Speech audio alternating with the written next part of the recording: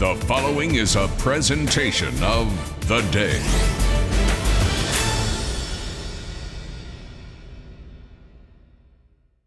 The road to a championship is a perilous one. There are bumps, bruises, missteps, and failures. In playoff basketball, there can be no off days, no mistakes, and no excuses.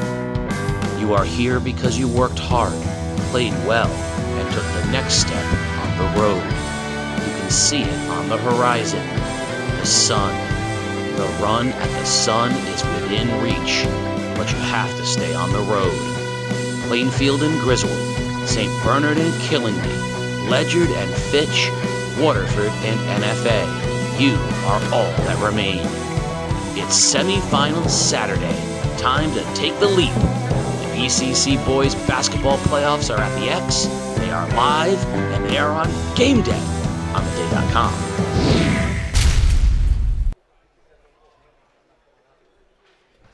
Welcome to Waterford High School. Today's site for the ECC Boys Basketball Tournament, Division II and Division I style. Get a long day of basketball here at Waterford High School, and you can watch all 4 games live on game day on theday.com. Keith O'Brien bringing you all the action. Solo act. Got Peter Wappy, my producer, helping out. Game day is brought to you by Waterford Dental. Voted #1 best dental practice 5 years in a row in the Reader's Reader's Choice Awards. Visit them at 177 Boston Post Road or at Waterford Health, dentalhealth.com. Getting ready to tip things off, we have got the number 2 seed Griswold versus the number 6 seed Plainfield. Griswold wins the tip. We'll set the starting lineups and the storylines for you in a few minutes. Starting for Griswold, Andrew Koziel, Christopher Roddy, CJ Matson, Farrell Curtis, and number 32, Michael Sims. And right away, Curtis goes to work, misses the shot. Plainfield's basketball. Talk about the roads both these teams have traveled to get here. Plainfield beat Montville 51-46 in one semifinal game. Griswold beat Wheeler 62-50. Again, Griswold the 2 seed. Plainfield is the 6 seed. Rob Molesky, head coach of Griswold and longtime head coach for Plainfield, Bobby Aramoni. I'll tell you how long Bob Aramoni was coaching. I was playing high school basketball at Wheeler back in the day when Coach Aramoni started his career. Hey, you went to Wheeler? I did. I went to Wheeler High School. Did not go to Wesley, and Peter Wappy helped me out doing some color commentary today. Good to see a young man like Andrew Koziel back on the floor after that season-ending football injury. A straight man-to-man defense here by Plainfield. No score, 7:07 left to go. Long 3, finds the bottom of the net by CJ Matson, 5'10", senior guard. Does a little bit of everything for Coach Molesky. Confident coming out and hitting the 3, a couple steps behind the line. And drilling it, and right back at you. Shot missed by Doobie. Griswold looks to push, and right to the rim. Can't finish was Roddy. Plainfield comes up with the rebound. A little traveling and a quick happy feet that time by Connor Abram. Yeah, you got to wonder, 12 o'clock on a Saturday, quiet gym, kind of going to take these guys maybe a little bit to get into the flow of the game. I would think so. It's going to take me a little bit of a flow to get into the game. I was late coming from Niantic to Waterford. It just seems like everybody and their brother is out and about today. It's a beautiful day, but it's a great day for some basketball too. It's a special weekend in the league and in the ECC. Nice dump down on the baseline. A good hard take to the rim by Mike Sims. Comes up a little short. Plainfield rebounds. Got numbers the other way. Shot block. Brent Weldy on the shot. We'll call it jump ball. Mike Sims active out there. Another football kid for Griswold. Michael Sims. He is a 6'1" senior forward. Weldy for Plainfield at 6'3", biggest guy out on the floor. There they go, dump down low, a little touch off the glass, a little offensive work being done by Plainfield. Third shot opportunity by Jaden Fort, just like that, 3-2. So not 1, 2, but 3 chances on the offensive end for Plainfield as they crack the scoring column. Deep 3, straight on, missed by Roddy. Rebound by number 11, Elijah Bradley. Brady, I'm sorry, check that. I said quiet gym, sloppy basketball, couple turnovers here and there. Plainfield likes to play a slow tempo of basketball. You know, they could get those games in the 50s. Good strong take and off the rim by Connor Abram. And just like that, Plainfield takes the lead. Griswold's only basket on a three-point shot. You think it's tough playing in the first game, Pete, of 4 on a Saturday morning?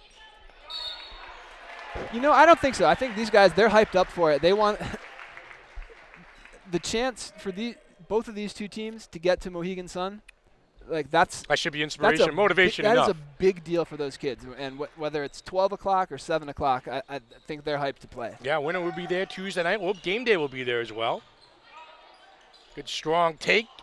Rebound there by number 1, Jaden Fort. And Plainfield, very methodical in their approach on the offensive end. Griswold plays a straight man, extending on the defense. Little dump down low to the big man, number 40, Brent Weldy. He is 6'3". Call for the basketball, gets it, turn, face, going to work, and they get to the line to shoot 2. Looks like that foul is going to be on number 14. Yep. Farrell Curtis, he's a 5'11" senior guard. With this kind of lineup in for Griswold, Weldy should have a lot of opportunities like that if they can get him the ball. Fortunately, the bank is open on the free throw. Into the lineup for Griswold, number 44, Tyler Green, and number 3, Anthony Franklin. Yeah, that's a good point. He's a big man on campus out there. He's 6'3". And Coach Molesky sending in Tyler Green probably to deal with Weldy underneath. 6'4" Green center. Yep, 6'4" junior. Couple of ugly-looking free throws, but they both count. And Plainfield doubles up to extend the lead to 6-3. Just underway in game 1. Nice strong take to the rim. And a good finish that time by Farrell Curtis for Griswold. Again, both these teams, Griswold likes to push a little bit more, looks like Pete, and Plainfield very methodical in their approach on the offensive end. Plainfield with 4 guards out on the floor, but as you see there, guys like Fort and Brady both like to slash. Yeah, and there's Weldy cleaning up the mess. Again, 6'3". He is camping out underneath the rim, and he can do some damage down there. Right back the other way. Took an offensive foul that time on number 2, Christopher Roddy. So Griswold, a little out of sorts on the offensive end, and they're trying to set up some pressure right here. 24 into the lineup, the Bryce Carchidi and number 22, Liam Smith, in for Plainfield. A little pressure look here, a little 2-2-1 full court by Griswold. Let's see the adjustment Plainfield makes. Looking to trap in the corner is Griswold. Nice job by Plainfield breaking it, but a turnover. And Griswold will look to run. Little nickel dimer called there underneath. Anthony Franklin with the hard charge for Griswold. Fouls on number 24. Bryce Carchidi comes into the game, gets into the mix, gets his hands dirty, picks up the foul.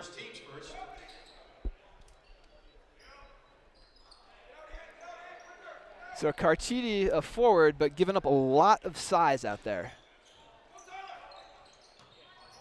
Deep 3. In and out, that time by Matson, C.J. Matson. And Plainfield will look to push. Lucian Doobie setting things up. Barking out the orders for head coach Bobby Aramoni. We talked about Coach Aramoni, been coaching a long time, almost as long as I've been alive. I was playing at Wheelie. He was coaching at Plainfield. Drive and kick, deep 3. In and out, rebound by Fort. Check that, Koziel. My bad. Andrew Koziel, football player. Fantastic young quarterback, was shut down at the end of the year. He got hurt against Bacon. Hurt his shoulder in the Bacon game. 3-sport athlete. Franklin. And again, Green looking to post up, set the screen. There he comes to get the basketball. Franklin off the high screen. Green's got to make himself available and look for the rock after he sets the screen.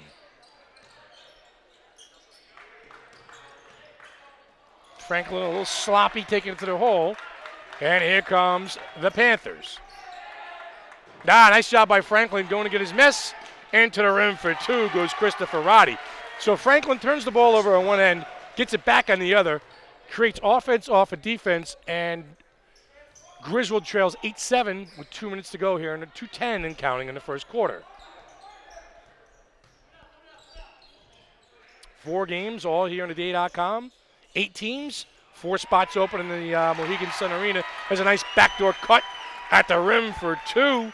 J.J. Arriga, who is Plainfield's best scorer coming off the bench, and he's one of their better shooters, Pete. Saw him against Killingly, and he will step out and let it fly for sure, and he can hit it. He moved well without the basketball that time, and creating a turnover here comes Plainfield, but look at Franklin. Tracking it down and getting dirty, here comes Koziel. Throwing it up for the big fella, no foul there, he's gonna get a little submarine action. Good idea that time for Koziel, looking for the lob for Green. I'm not too sure Green is ready for that.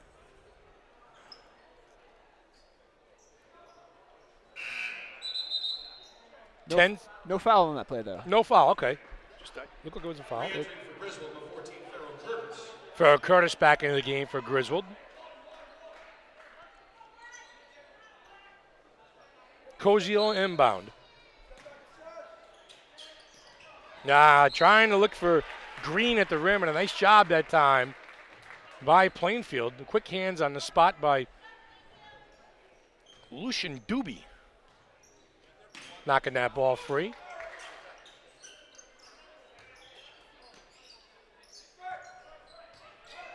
Green working, trying to set the high ball screen. Here comes Curtis, the drive and a kick. Koziel turns the corner. Nice defense by Plainfield, nowhere to go. Plainfield packing it in. Solid on the defensive end. Strong move to the rim, that time by Curtis. And he'll find himself at the free throw line to shoot 2. Connor Abram, guilty as charged with the hands. My good friend Mike DeMauro is coming a little fashionably late. Mike, get you on the headset here. How are you? I've had better days, Keith. Yes, well, listen, they wrote songs about that. 10-7. We got a 3-man crew now here in the booth. First free throw is short by Curtis. Pete and Mike is here. I see that. Second free throw is true. And Griswold leads 10-8. 1:10 and counting. Here comes Arriga. Turns the corner. Griswold looks to trap in the corner. That's a tough place to pick up your dribble. And they're going to get a foul? Wow. Christopher Roddy, the guilty party. And that was a great place for a trap down there in the corner. A little bit of a bailout call that time. And that's Roddy's second foul already. Yeah. Mike Sims back into the lineup for Griswold. And number 4, Chris Matson. We're just underway here, Mike. First game of 4. 8 teams, 4 spots available at the Mohegan Sun. Motivation enough to win these games. Arriga is the team's best scorer. He's the leading scorer coming off the bench. You don't see that a lot. You already see him take it to the rim. He can fill it up as well, and some sloppy basketball by Lucian Doobie. So Plainfield is here because of the win over Montville the other night. Montville was up 44-40 in that game and then squandered that lead down the stretch. Montville was down half big in that game. Yep. It came back. I got the term ugly basketball game from Jason Southard, our good friends over at the Coast Guard Academy. We were standing right next to each other. Yes. There's Curtis. 26 seconds left to go here in the first quarter. Griswold may hold for the last shot. Keith O'Brien, Peter Wappy, Mike DeMauro, and Connor Kelly. That is your crew. Casey O'Neill, the main guy, comes in at 2 o'clock. He'll be flown in by a helicopter. Ball game here, though. Both teams feel each other out. Curtis getting bottled up. Sims can't control, and Griswold will not get a shot off as we get to the end of the first quarter. Plainfield trails Griswold 10-8. Game Day is a production of The Day Publishing Company. If you'd like to support Game Day and help us continue to bring you the best in Connecticut high school sports, please consider purchasing a print or digital subscription to The Day at theday.com/subscribe. To participate as a sponsor of any Game Day event during the winter season, please contact Eric Palmer, e.palmer at theday.com, or call 860-701-4207 to become a sponsor of any winter Game Day event. Game Day is brought to you by Waterford Dental Health. At Waterford Dental Health, your smile and your health are our top priority. Located at 177 Boston Post Road or at waterforddentalhealth.com. Mike, when you look at these two teams here, too, Plainfield has lost to Griswold twice this year. Back on January 7th, they lost 65-58. And then back on February 24th, Griswold beat them 62-43. I had a chance to talk to Molesky before the game, Rob Molesky. He said, that kind of scares me. We've already beaten them twice in the regular season. Yeah, well, that's one of sports' biggest cliches. It's hard to beat a team 3 times in one season. They seem to be doing fine, and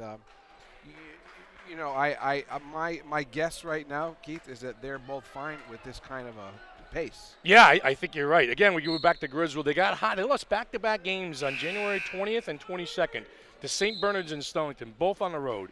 Then they ripped off 5 in a row. They won 7 out of the last 9, and their 2 losses, Mike, down the stretch with Alleged, not too shabby, and against St. Bernard's, who we're going to see here at 2 o'clock. So they found their rhythm midway through the season. We've seen Rob's teams get hot this time of year. Mm-hmm.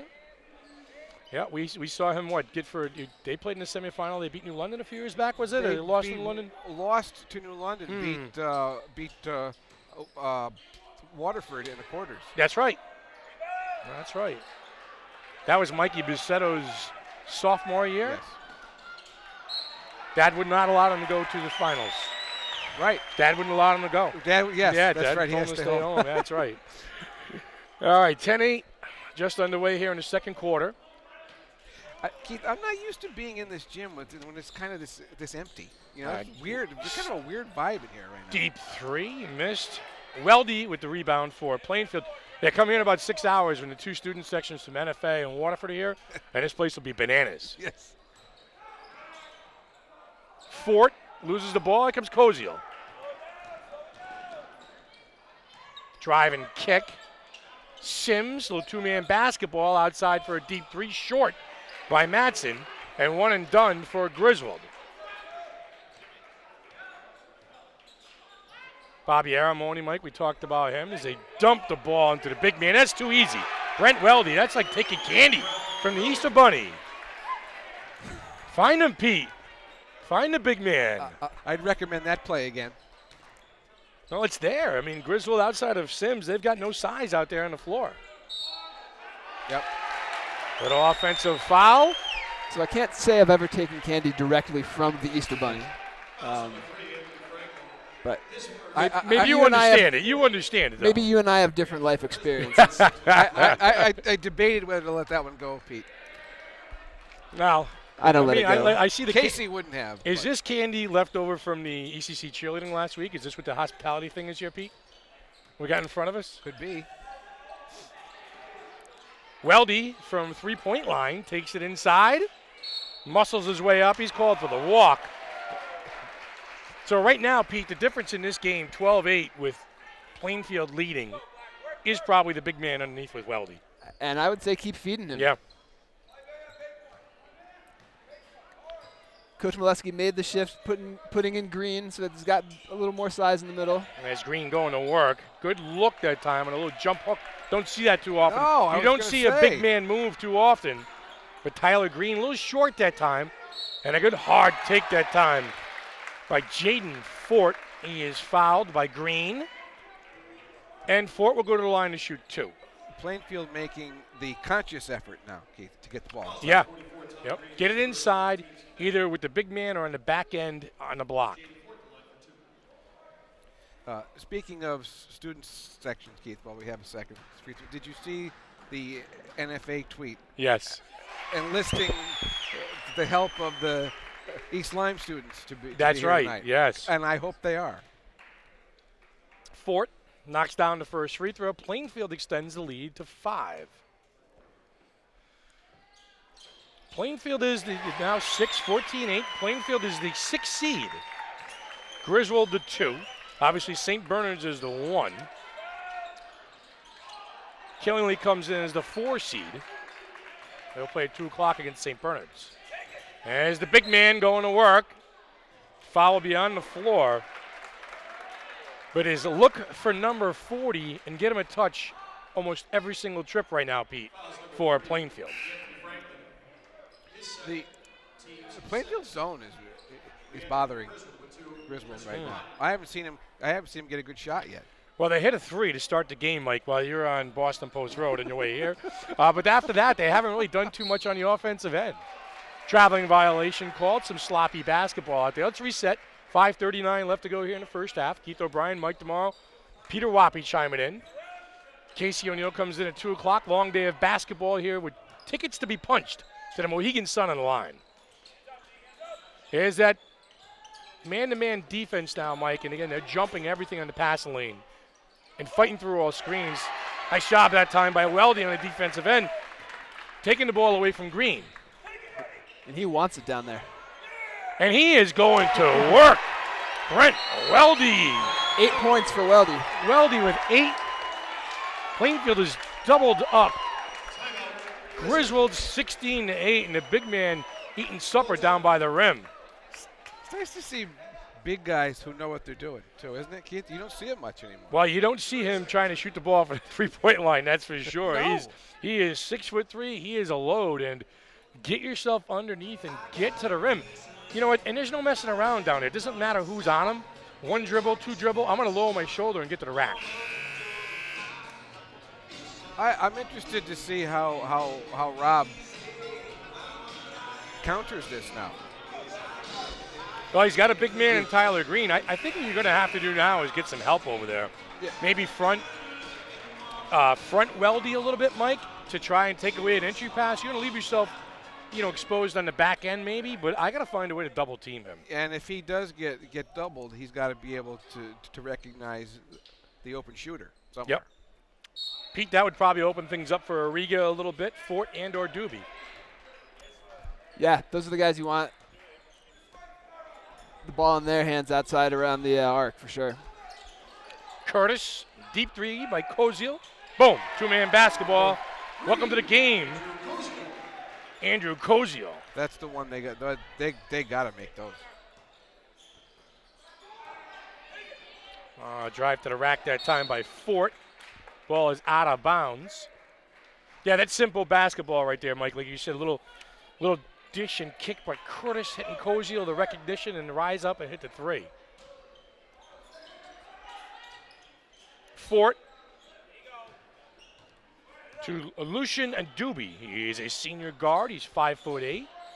Fort trying to post up. Weldy. Well, stop and go that time. Well, out of control was Doobie. He'll turn the ball over. Back into the game for Griswold, number 32, Michael Sims. So right away, Griswold gets small with Green leaving the game.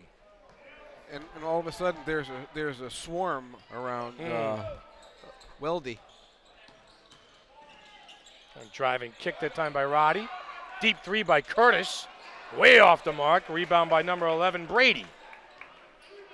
Here comes Doobie. Griswold back on D. Sims on Weldy. We'll keep an eye on that matchup. Nice dish underneath at the rim. And go up and get it, young man, is Jaden Fort. So a nice dish by the big man to Fort. He doesn't make it, Mike. He keeps working and gets paid back on the offensive end. Second time we saw Fort with the offensive rebound.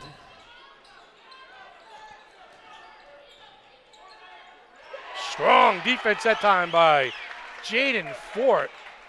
Frustrated that time was Christopher Roddy. Here comes Griswold. Deep 3, short. Rebound by Matson. C.J. Matson will stop and go to Sims. Can't finish at the rim. He got bumped. That ball is going to be off of Griswold. Little frustration out there for C.J. Matson. Green back into the game, so a quick blow for the big man. I don't know if Coach Molesky's looking for an offensive-defensive substitution. Green is on Jaden Fort now, and Sims is on Weldy. Let's keep an eye on that.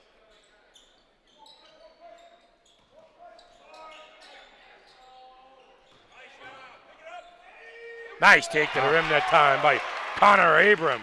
Showed you the 3, ducked in, took it to the rim, took the easy 2. Plainfield seems quicker to me.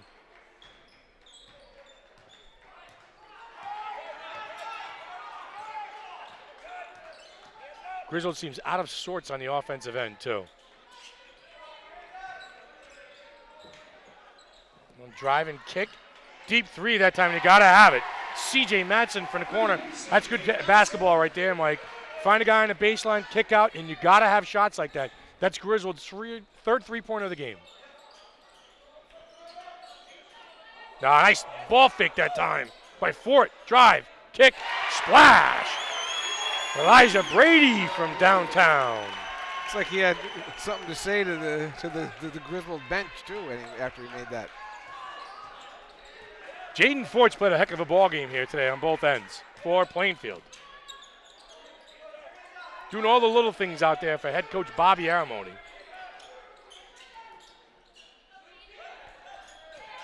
So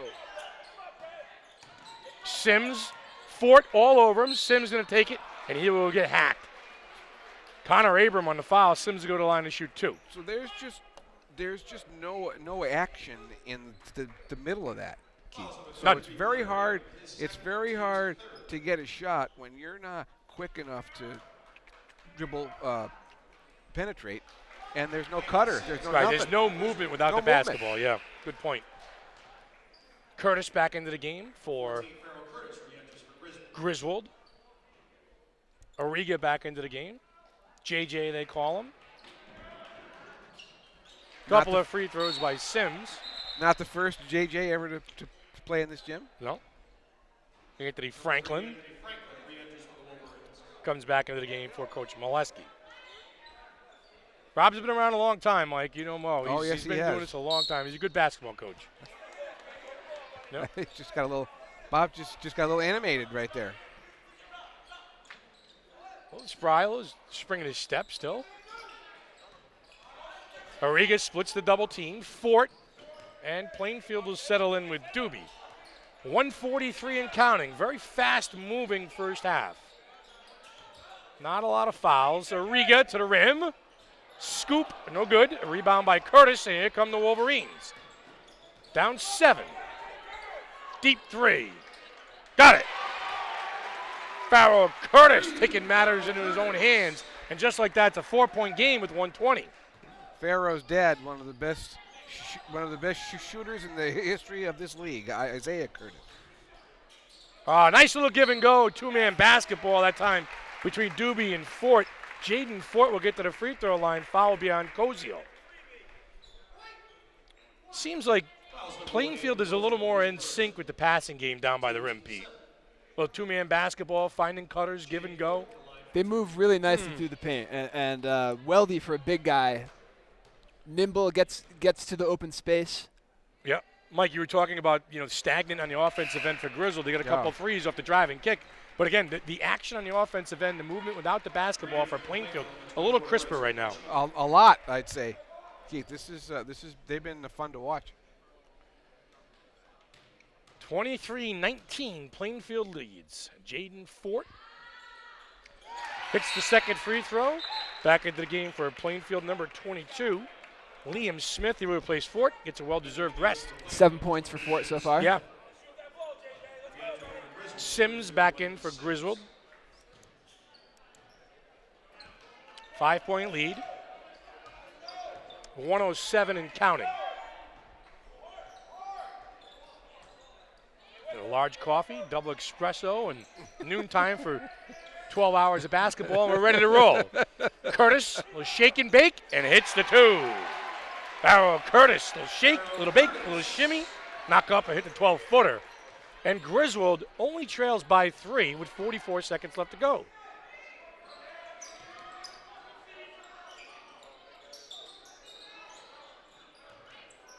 And again, good movement. There's a turnover. Good movement without the basketball for Plainfield. There's some hustle on the outside by Griswold. Madsen making action. That's a foul right there. Cozy will try to take it to the rim. Foul's going to be on number 22, Liam Smith.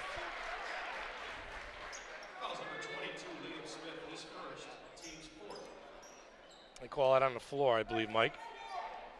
I actually thought that was a walk, Keith, before the foul. Could be. Green back into the game. 23 seconds. Yeah, as good as Plainfield has played, they've only up 3. Sims, 2-man game of Koziel. Again, a lot of standing around for Griswold. Off the basketball. Curtis. Griswold hope for the last shot. 10 seconds and counting. Koziel. Try to get the high ball screen here from Sims. Got to get a shot off here, fellas. Oh. And a bailout call with 1.4 seconds on the clock. Doobie, the guilty party. They did have one to more give, than right? one to give. Yeah, they still have one to give. There's not enough time, but. Listen, this is the end of the first quarter and the end of the second quarter where Griswold has had trouble getting the shot off with the last possession.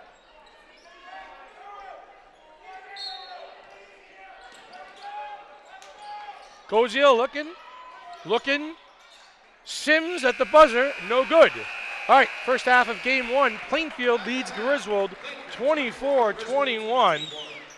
We'll take a break, we'll roll some tape, we'll talk to some people at halftime, we'll figure things out. You're watching Game Day live on theday.com.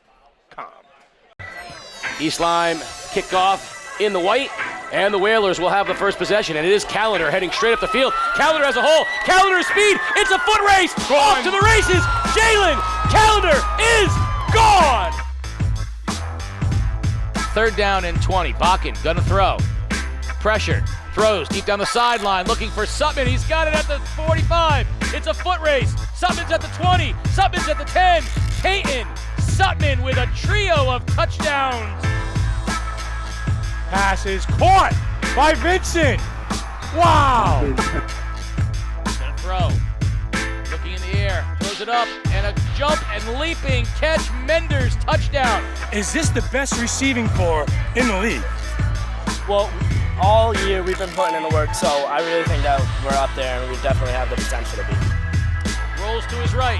Throws it over the middle for Molkentine, and he comes down with an acrobatic catch. Plenty of time. Deep over the middle, into double coverage it goes. And what a catch by Blue! Off to the races! Touchdown! Wildcats! Damian Blue! Our receivers were very close. We always try to push each other no matter what. Desolus. Gonna pass on the slant. Cody makes a move, cuts it inside, breaks another tackle, heading for the end zone. What a play! Touchdown, Andrew Cody. Perry's gonna throw on 1st down. Deep out pattern. Galbo wide open at the 30. Cuts inside the 20. Galbo still on his feet. Touchdown, East Lyme. Throws out, has his man. Pass complete. Still on his feet. Cutting it back up inside. Clayton Smith. Clayton Smith is off to the races. Mr. Smith goes to the end zone for the Whalers. Cantress in motion. Letelier tosses to Cantress. He's going to throw into the end zone for Sharon. Jumps. Touchdown Falcons. Noah Sharon went up and got it. Catanzaro, nice move. Little touch in front and a goal. Healy from Catanzaro. Zavaleta one-on-one with Sagittelo. Beautiful job by the keeper. Out comes the keeper, and a beautiful job by Mackenzie Gregory. Hops back to pass. Bobble around and intercepted by D'Agostino, now moving down the sideline. Past the 30. Now the 20 down to the 10 and into the end zone. A pick 6 for the Indians. One of the last plays of the game, Dorn rushes, intercepted by Deichler, and he's gonna pick 6 for the Falcons. Desolus in the throw, sets up a screen, intercepted by the Whalers. Right on the goal line and a touchdown.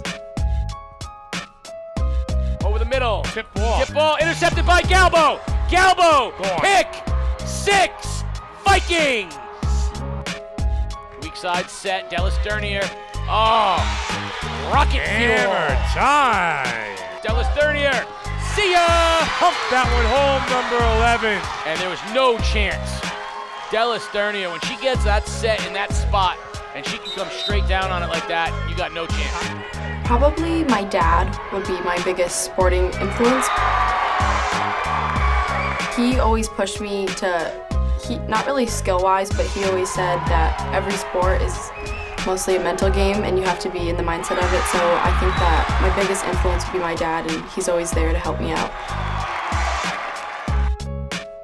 Stretch handoff, Sharp, huge hole up the middle. He's off to the races, crosses the 40, crosses the 30. Can he do it? Yes! Touchdown, Jack Sharp. 2nd down and 1, and he gets the ball. Bounces to the outside, 1st down and more, heads down the sideline, still on his feet, heading to the end zone. Touchdown, Sam Atenise. Rourke Ryan still in the backfield. Ryan with the handoff, trying to move to the middle, and is able to punch in the end zone. Rourke Ryan with a Crusaders touchdown. First time I've ever ran the ball, it's nice to get in. It was a nice experience. It was something that doesn't happen much as a lineman. Under 2 minutes. Desolate, throw, has a man, Cody, wide open, caught, touchdown, NFA, Andrew Cody! I mean, it's an amazing experience playing a game like this. The emotions are so high. Desolate, gonna throw, has time, corner out, looking for Cody, did he stay in? He did! Tiptoe through the tulips, Andrew Cody! Everybody wanted to win that game, and it came down to a play like that. It's the best feeling in the world. One last shot. Desolate has time. Over the middle. Goes to Pearson Louis. And there goes Cody! Touchdown! Touchdown Wildcats! Hook and lateral! Stuns the Red Hawks! The Wildcats have pulled off a miracle on senior night! That last play of the game, I mean, that's our play to win the game. That's what we were doing when we have to. And I don't know, so Max ran a dig and he stopped. I was a little late getting over there, so I sprinted as hard as I could, and then he tossed it. It ended up being perfect, though. Snap, hold, kick, blocked. Sanford, number 8, came in and blocked that extra point. Bakken looks left, comes back, tries to find Menders, and he's got him. Talk about your nerves. Calming yourself down before you kick the extra point. Yeah, that was probably the craziest thing I've ever been a part in, definitely in sports, Like, just having the whole game on my back, either I make it or break it, it just felt good to make it. Kick up and true. Sam Menders sends Waterford on to victory. These kids are over my house all the time.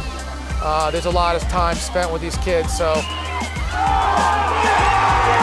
I guess I'm their soccer coach, but some of them are like my kids too, so I'm happy for them. This team, we've been on a mission all year. We wanted to get back. We were so close last year. We've been getting closer and closer every year, and we just think it's our year, and we came in here as motivated as possible. What do you think got you here? Hard work, like our positive attitude, just supporting each other and like having confidence in ourselves that we can make it back here. It's time for some snow angels. When you win your first playoff game in school history, you play like kids. Kids playing a kids game and celebrating in the snow.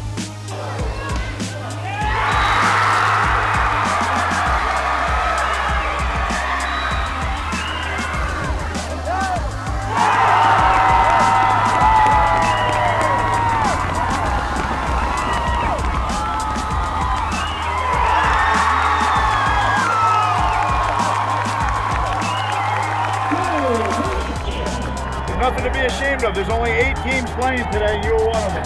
In the whole state of Connecticut. You always keep your head high. Be proud of everything you've accomplished this season. I think it shows the type of team we are to win that type of game. That wasn't easy. Lucky enough, we scored a goal there on a header, and we held them off, so we're proud of the group. It's something that we've been dreaming of since the beginning of the year. Since July, we've been working through this. We had a date marked on our calendar, November 23rd. We knew we had to get here.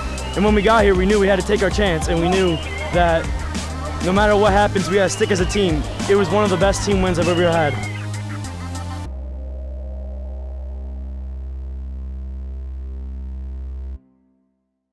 Hi, my name is Luke Anthony, and I do cross country for East Lyme High School.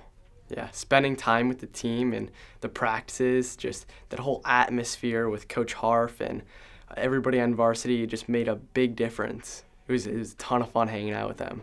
I like doing some filmmaking, and I'm super passionate about healthy eating and hunting and getting our own food. That's super important to our family, and that ties into the athletics too, because you can bring that nutrition to your sport. We are back halftime here at Waterford High School, game 1 of 4, with tickets to be punched at the Mohegan Sun Arena for Tuesday night. Division II, the first semifinal, features Plainfield with a 24-21 lead over Griswold. Plainfield, the 6th seed, Griswold, the 2 seed. Keith O'Brien, the sports doctor, Mike DeMauro, Peter Wappy, and Connor Kelly operating the camera up top. Small crew today, but mighty Mike. Casey O'Neill comes in at about 2 o'clock, leading scores for the first half. Well, we have Farrell Curtis had 8 for Griswold, and Brett Weldy had 8 for Plainfield. Yep. And I would say that the keep giving those two guys the ball. Yep. Curtis showed you a little bit off the dribble with a little shake and bake. He showed you the ability to knock down the 3, and Brent Weldy shows you the dig-in mentality of the big man, which he is, to get to the rim. You know, the one thing I'll look at for Griswold to come out of the locker room if I'm Coach Molesky is try to find a better rhythm on the offensive end. Yeah, more movement. Yeah. More movement, and try to free up Curtis as best you can. Yep. He's hard to stop. Yeah, looks to be their best scorer from in the paint and/or from downtown. Good job, Pete. Our producer. A 2-man basketball. Sims misses the layup. Weldy, the ball is out of bounds off of Brett. So right away you see a little high screen and dumped to the bucket by Mike Sims coming out of the locker room for Coach Molesky. Second half just underway. There's Curtis. Turns the corner, looks to shoot. Got Koziel. Koziel to the rim, took the bump, no call. Rebound by Brady. And here comes Lucian Doobie. And the Plainfield attack, straight man-to-man defense by Griswold.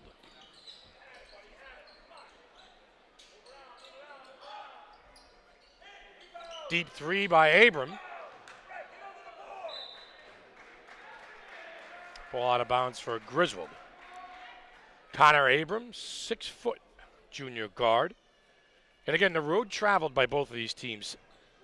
Plainfield beat Montville 51-46 at Montville the other night, and then Griswold upended, yes, that's right, Mike, Wheeler High School, my alma mater. I wasn't aware. No. Did you know Casey went to Wesley? No, Wesley? I wasn't aware either. No. Deep 3, missed. Ball out of bounds off Roddy, Christopher Roddy. So some sloppy basketball here to open the third quarter, and Griswold looked to set up a little full court press, yeah. And looked to trap off that. Nice job by Plainfield breaking. And the other guy running the court with you, though. Abram to the rim. Can't finish. Curtis and Griswold will push. Roddy to the rim for 2.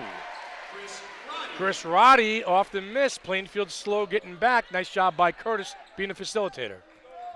And a nice job by Roddy running the floor. You got to reward these guys. Bad pass there into the post. Curtis with quick hands. Griswold can take the lead. Curtis takes the bump, gets the offensive rebound. That's huge, Mike. You've got to reward guys who are running the floor. Guys who are hustling, big guys running the floor. Give them the ball, let them score. I also thought that was a foul. Yep. Koziel looking to inbound. Sims.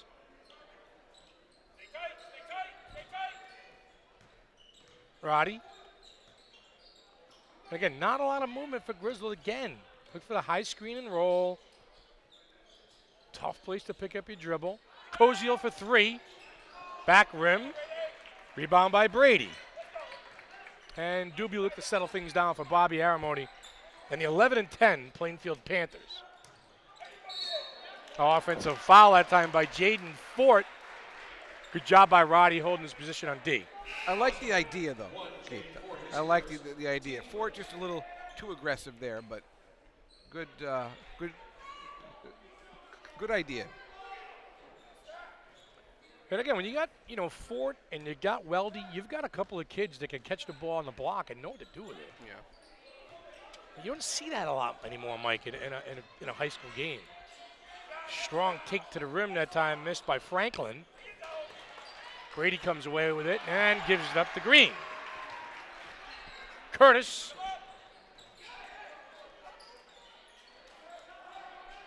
Let's see Curtis become a little more selfish in this ball game, Mike.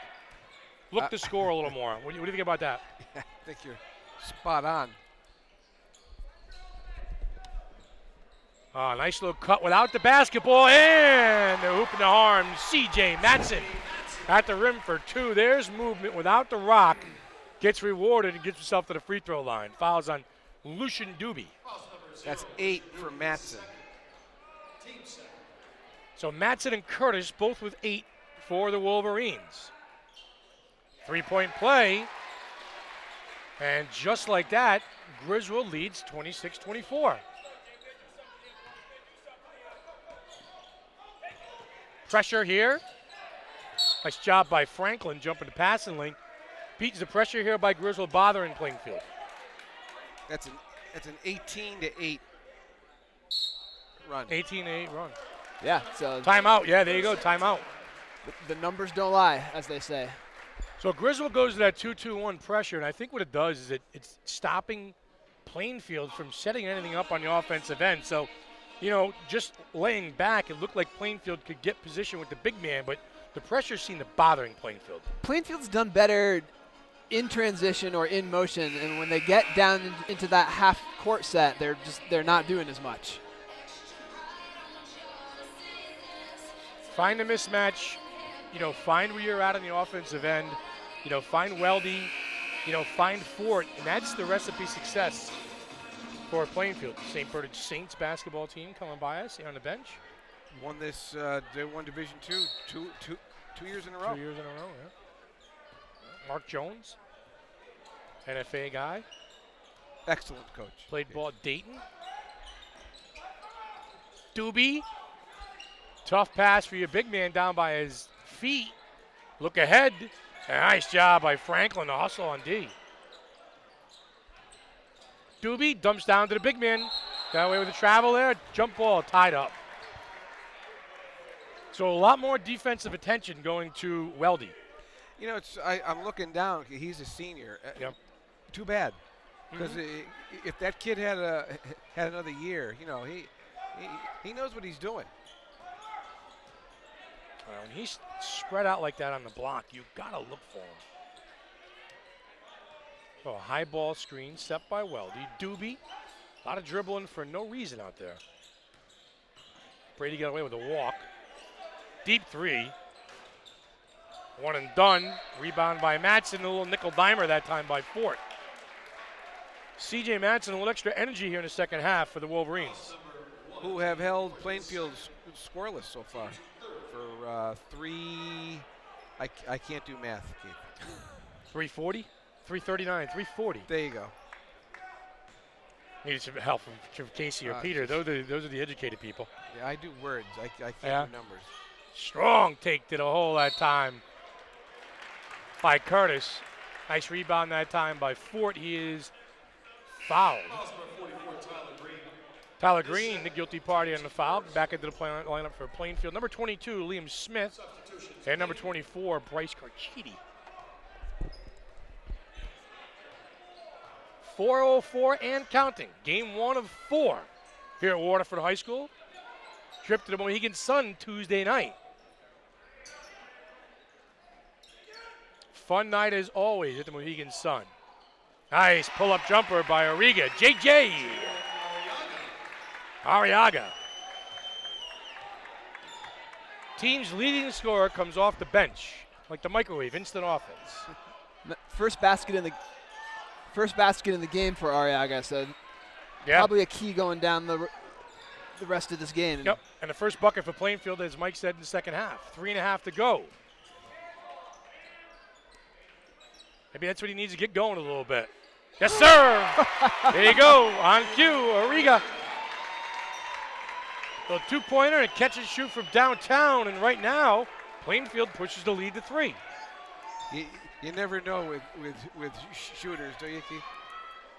Well, you just got to make that first one, and then it feels right, doesn't it?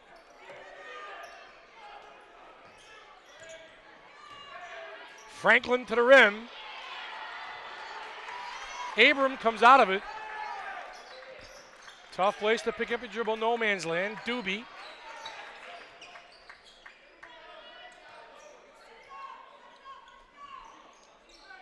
There we go. Young man is looking to hit his stride. Can we screen for him here? And Screen on the baseline. Here it comes. I'd find him. I would find number 3 with the basketball. Nice little up and under that time by number 22, Liam Smith. Plainfield extends the lead to 5. Deep 3 off the mark by Matson. Good hustle by Roddy. Oh. They have to foul. Foul on number 44. Dan Henderson has a foul, yep. Tyler Green.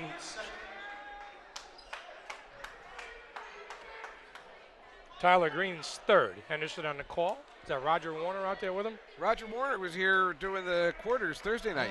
So good crew. Yeah.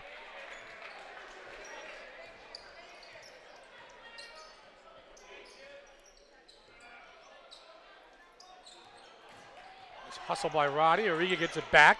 Shake and bake. Dump down underneath. Good move by the big man. Can't finish. Garchidi had a look, then throws a little elbow. A little frustration elbow that time by Garchidi, and he'll be spoken to by Roger Warner. Garchidi saying he got fouled 3 times, and Bobby Harmon's going to take him out of the game. That's old school basketball coach right there. That's good coaching. Yeah, he's fired up. Right there. Player comes off. He's woofing a little bit. Coach says, we don't need that disrupting the flow here. We're up by 5. You like that move? I love it, Keith. I wish more coaches would do that. Nice rise up jump shot. Short that time by Franklin. Goes and gets his own miss. Foul will be on the floor. Put it this way, Keith. That situation's going to happen again at some point throughout the day. Yeah. And I don't know that every coach we're going to see is going to do that. Yeah, no, it'd be, take their guy out. That's good. I think he wants one individual efforts or antics to hurt the team. Franklin from the corner, off the mark. Sims with the rebound, fighting. Sims looking for the call, and he's going to be fouled by number 22, Liam Smith. Listen, here's the deal. Here's the MO. You're going to catch the ball underneath, and Plainfield's not going to give you anything over there. So you get a fight, scrap, and if you're getting converged on that much, kick it out to a guard and let him hit 3. Well, most of what we've seen Griswold get has been from the perimeter. Mm-hmm.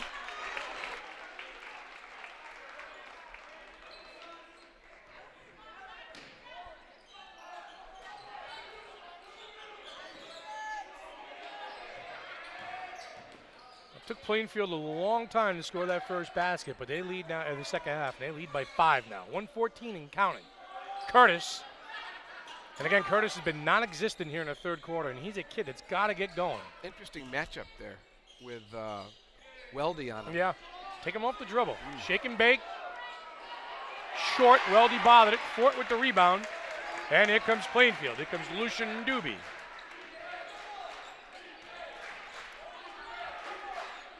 Fort. Nice job that time by Abram. Getting to the rim. Can't finish. Fort hustling. Fighting. That's Curtis with the rebound. And here comes Griswold. 37 seconds left to go in the third quarter. The drive and the kick. Matson short. Fort with the rebound. Too quick of a shot that time for Griswold, says Coach Molesky. Bobby Aramoni says slow things down. One shot. A traveling violation that time on Abram. I didn't see that. Doesn't mean he didn't travel. That's right. I didn't see it.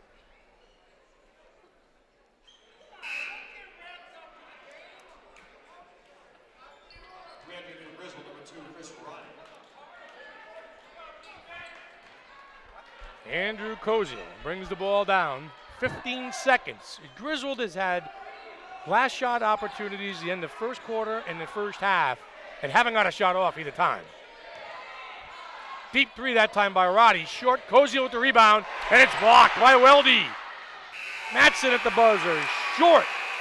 End of three. Plainfield 31, Griswold 26. The J strives to cover stories our readers care about. With a feature called Curious CT, we make it easier for you to tell us what you want to know about the people, places, and issues in southeastern Connecticut. You submit a question, readers vote, and we investigate and report. Go to theday.com/CuriousCT for more details. You ask, you vote, we investigate.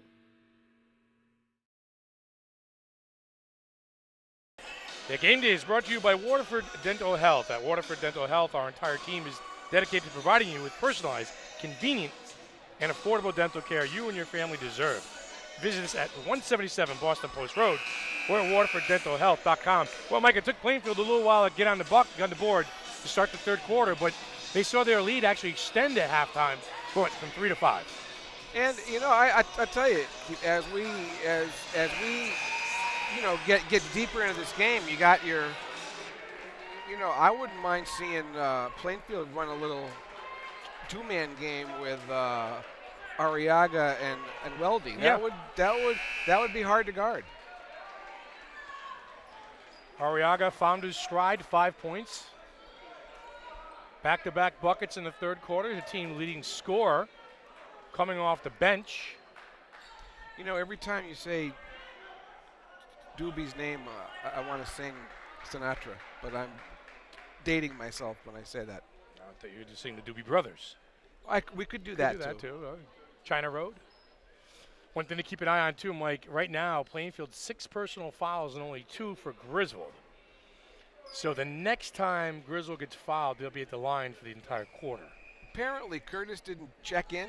I'm not sure because he just had to come out of the game, and Franklin went back in. Okay.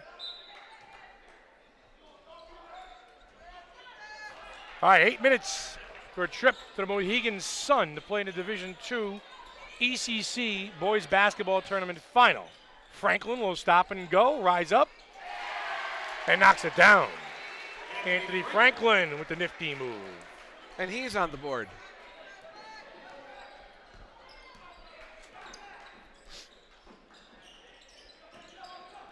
Fort, dump down underneath the Weldy. Good work, can't. Fort comes in. Mr. Offensive Rebound, Fort, huh? Yeah, he's killing him on the glass. That's 9 for Jaden Fort. I would just keep pounding the basketball down low if I was Plainfield. Nice little cutter that time is Roddy. He got bumped, no foul. Chris Roddy, good strong move to the rim, can't finish. Plainfield looking to extend that 5-point lead. Aguiar off the mark. Matson will push. Franklin a deep three. And JJ with the rebound.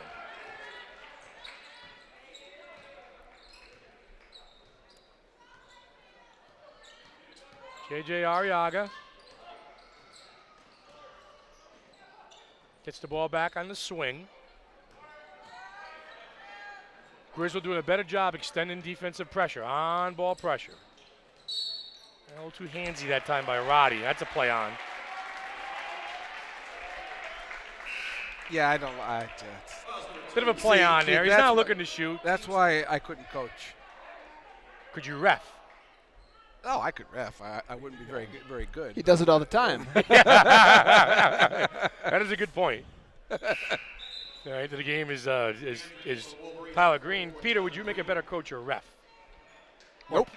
No. Nope. How about player? Sure. You're just gonna play Switzerland on that one, aren't you? Oh boy. Doobie with Weldy. Kick out to the big man. Takes the bump from Green and blocked. Tyler Green swats it away. Abraham on the drive. And a foul, I believe, is going to be on Frank. Nope, 14. It's going to be on Curtis. You call what do you call those fouls that we just saw? Do you call them nickel dimers? Those Yeah, a little nickel dimer. Yeah, yeah. a little cheapy. I mean, a little play on. You know. I mean, really? At front rim that time by Abram. Another one of those seniors for Coach Molesky. He's got 4 of them in the starting lineup. For Bobby Aramoni. Weldy, Abram, Fort, and Doobie are all seniors. 5 for Abram. So 4 seniors and a junior in the starting lineup for Plainfield. Nice backdoor cut by Roddy. Blocked by Fort. Jaden Fort. Not on my watch. 6-point lead for Plainfield, looking to extend. Nice little dump down. And a backdoor cut that time by Weldy. His 2-man basketball to perfection, my friend. Big man can move without the rock, that's for sure. Timeout. Griswold.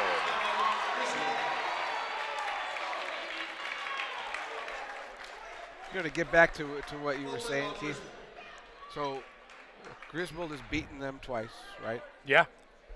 Now it's noon on a Saturday in a strange gym at a time of day you're not used to playing, and you could see where you could get picked off. You fall asleep. They beat Plainfield. Griswold beat Plainfield back on January 7th, 65-58 at Plainfield, and then home February 24th by 19. Which was just last week. Yeah. So now you got to come back. What do you got, about a 6 a.m. wake-up call? Team breakfast, get on the bus, and they were here before you and I, and you know, Pete was here on. Pete, what time did you leave to come here? I was running late today too. I was here at 10:45, so it was a scramble for Connor and myself to get this all set up. And Keith, I don't know the last time either of these two teams played in this gym. Yeah. So they're not used to it. Shooting backgrounds are a little bit different here. Yeah, depth perception. Yeah. All ties in. Plus, Plainfield's played well. Yeah, Plainfield's played well. The big man's played really good. Brett Weldy. Let's see what Curtis can draw up here for Coach Molesky. They trail by 8. A 2-man game to Green. Green won't finish. Weldy will get the foul. That's 2-man basketball, trying to get the big fella touching the rim. Peter, did I see one of your social media posts on Twitter promoting game day today, looking for a little sympathy? You're going to have to scrape me off the floor? Did I not see that? I had another assignment this morning before this. So I've been working since 7. Oh, boy. Normally, after these games, I will edit highlights from each game. Yeah. That may be on a little bit of a delayed schedule today. Yeah, I got you. It's allowed. All right, so Green from the free throw line. Missed them both. Roddy, the rebound, the kick. Franklin works his way to the rim, and for 2. Anthony Franklin cuts the lead to 6. That's, if you're Plainfield there, you're kicking yourself. They missed 2 free throws, couldn't get the rebound, and Griswold cleaned up the mess. They're right in this game. 5-minute mark coming up right about now. Ubi, Koziel, play on. Nice pass underneath, and a block by Green. But Lucian Duby with a good look that time to Brent Weldy. Keith, I like the fact that they're looking for him.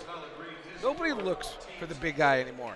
Well, the other thing, too, Mike, is how about the big guy is ready to catch the basketball and ready to score?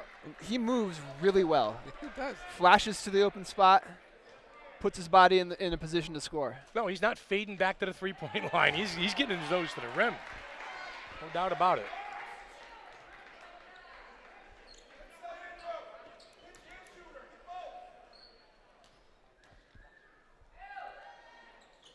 Well, second free throw deadens its way into the rim, into the bucket. He's got 11. Brett Weldy with 11. 37-30, 4:45 and counting. These possessions right now, Mike, traveling. I was just about ready to say, these possessions for Griswold right now, valuable, and you get a cheap turnover like that. Yeah, that's a hard one to waste.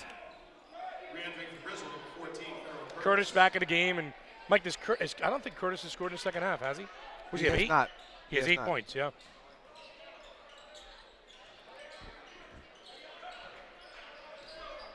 Patience, patience, patience. Yeah. now.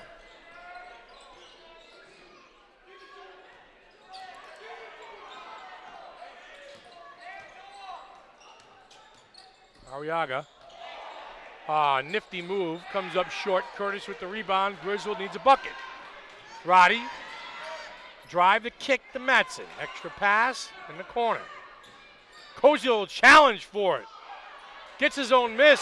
Fort blocks it. Comes up with a rebound. Jaden Fort being a force.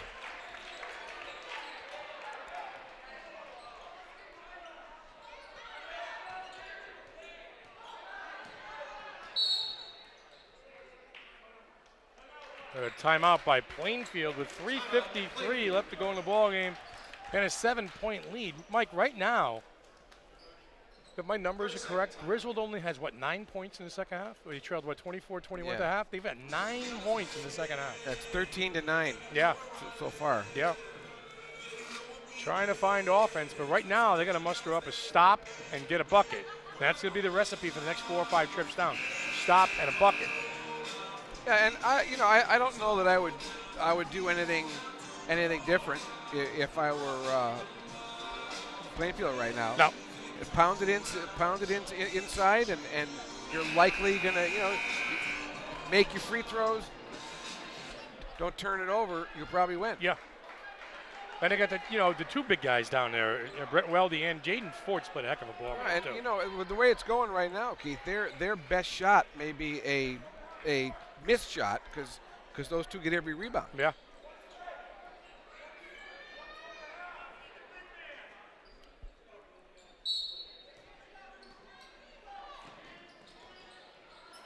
Roddy hitting the floor. Doobie comes up with it. Curtis. Doobie splits the defender, and there's Fort. And there you go. You talk about the seal on the offensive end. Talk about a big man catching the ball and knowing what to do with Jaden Fort with 13 now. And a steal by Doobie. And he'll pull it out. Smart basketball. And he gets mugged by Curtis at half court. Plainfield will shoot 1-1 on the next foul.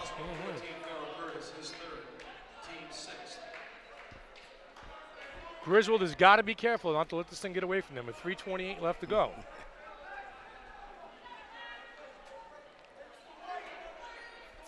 Bobby Aramoni ever coached a game at the Mohegan Sun? I don't think so. No.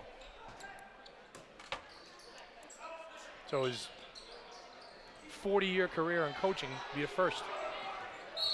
And there's a bump by Curtis. Isaiah Curtis, good ball player, right? Oh, Isaiah was absurd. He was as good of an offensive player as New London has had outside of Tyson Wheeler. Did he play for Chop or did he play for Ralph? He played both. Yeah.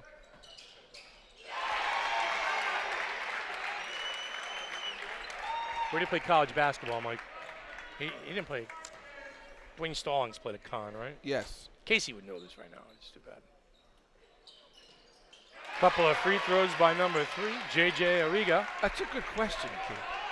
Arriaga, I'm sorry.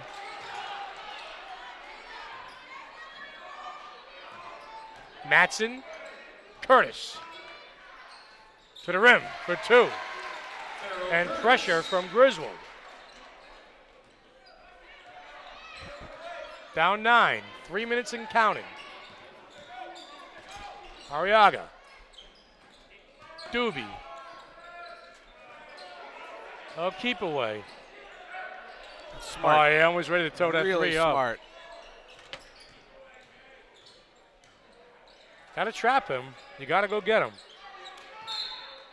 And a foul by Matson. What a great possession, Keith. Just a great possession. We don't see enough of that kind of stuff. That's just really good basketball right there.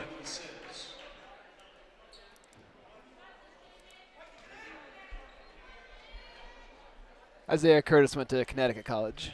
He did. Okay. According to the Hartford Courant. I thought you know that. Let me cite my sources. Yeah, I guess he did. I don't know. Everything kind of runs together. That's 10 for Arriaga, 11 for Weldy, and 11 for Fort. Yeah, well balanced. Three-headed attack today for Plainfield. Arriaga now at 12, and the lead is 11 with 2:40 left to go. So Griswold needs a bucket, and I would say call timeout to set things up on the defensive end and talk things over. Matson, deep three. Way off the mark. And right now you can sense a little bit of deflation in the Griswold kids as Doobie takes it up. Cozio fouls him. Grab a little icing on the cake. That is the 19th foul now on Griswold. And all that Plainfield's got to do right now is knock down free throws, and they'll win this game. Last week, beat him by 19. This week, lose by 11. Yeah. Of course. I talked to Molesky before the game. He said, yeah, we beat him twice, and I'm scared to death of it. Lucian Doobie.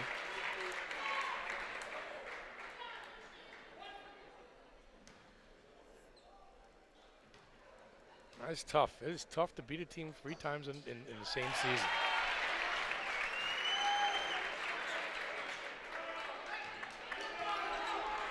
Especially when you can't make a shot. That's true. Koziel to the rim. He will be fouled. Is that on Abram, 33? That is on Abram. Yeah, I don't think Bob liked that one very much. No. Bob doing a little coaching over there. Like, does Bobby Aram only have over 300? He's got to have over 300 wins. He's got 400 wins, something like that. I would guess. That I do not know. You do not know. He's been coaching for over 40 years, so he's got to have 10 wins a year or something like that. You know what I mean? He went over 500 in 2017. Okay, so he's got over 500 wins. No state championships. According to the Norwich Bulletin. So you're quoting all these sources because we got to get to work, huh, Keith? Pete?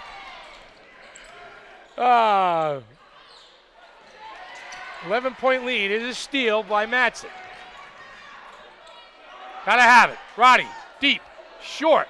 Doobie, rebound. And he'll be fouled. Foul be on number 5, Lucas Strain, freshman. I'm just citing my sources for you guys because I gave out some bogus stats I found online during a previous game. I remember that. So, but if nothing else, Pete, it proved they were watching.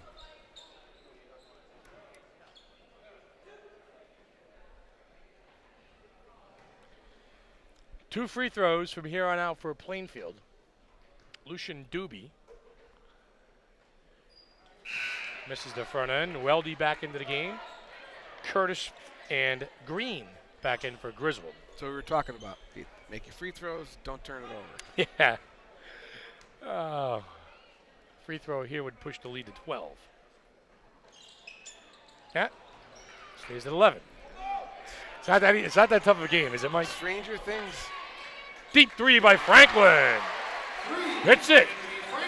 And we got an 8-point game. It's a 5-point swing right there. Pressure by Griswold.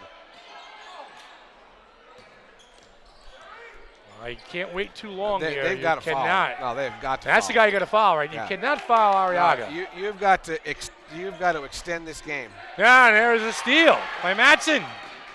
Well, behind the back. Franklin looking. Matson for 3. Short. That should be a jump ball. Calling White possession.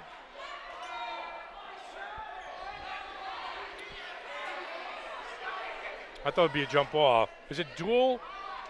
Who tapped the ball? Did Black tap the ball? Then it's White possession. All right. So it's going to be Plainfield basketball. 111. Timeout Griswold.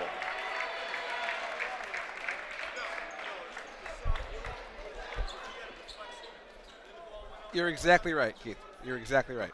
The deflection? It's the person who deflected. Yeah, person who deflected the ball out of bounds. That's, Yep.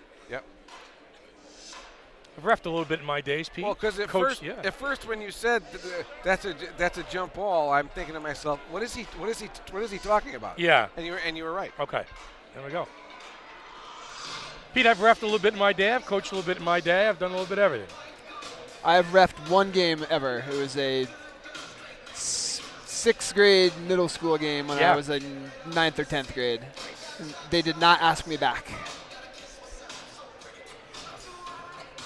More travels or jump balls, would you say? When? During that game. Oh. Travels. Oh, yeah. Travels. Although that was a long time ago. The level of play at that age group has increased significantly. Like, some of the kids that my son plays against now are amazing. And Mason is 8, 9, 10. 10, 5th grade. That's right.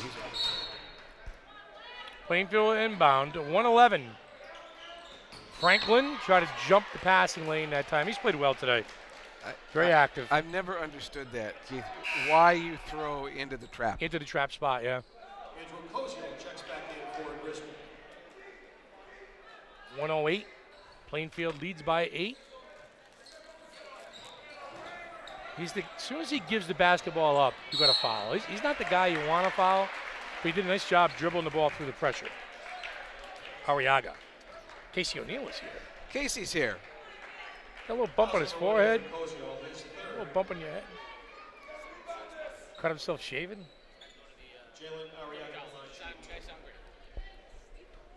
Brought his dry cleaning with him, Keith? Sure he did, yeah. Free throw's good. Arriaga, Mike, what does he have now, 12? He has 12. Yeah. So 3 players in double figures for Plainfield. I like that. He has 12, and the lead is 9. That's right.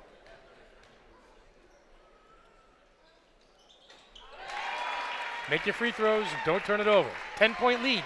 A minute to go. Tough to beat a team 3 times in the same season. Griswold finding it out now. Franklin to the rim. Anthony Franklin. Got to foul. Here's the man you got to foul. You got to foul him. Don't ask me.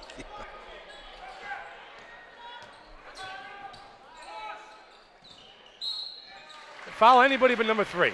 How's that? Well, at this point, you don't have a choice. Right. They lost. They burned 15 seconds. Yeah, way too much time. I mean, you get. Fouls number 2, Chris Rodney. Hack the first guy you see, and hopefully you can trade 1 here for 3 there.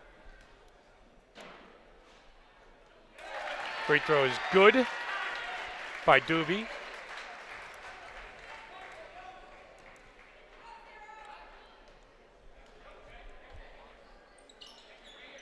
Knocks down the second.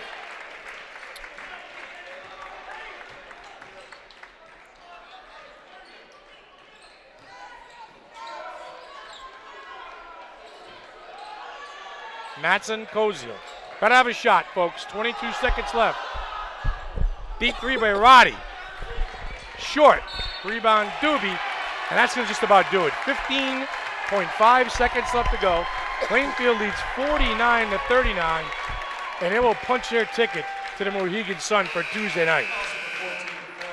That's why, it's one of the great things about having the finals at Mohegan. Plainfield comes in here 11-10. Yeah. So. See, and now you have the a chance at an experience of a lifetime. Yeah, for a head coach for Bobby Almoni, he's been doing it forever. 500 career wins. He's got a shot at a Division II championship.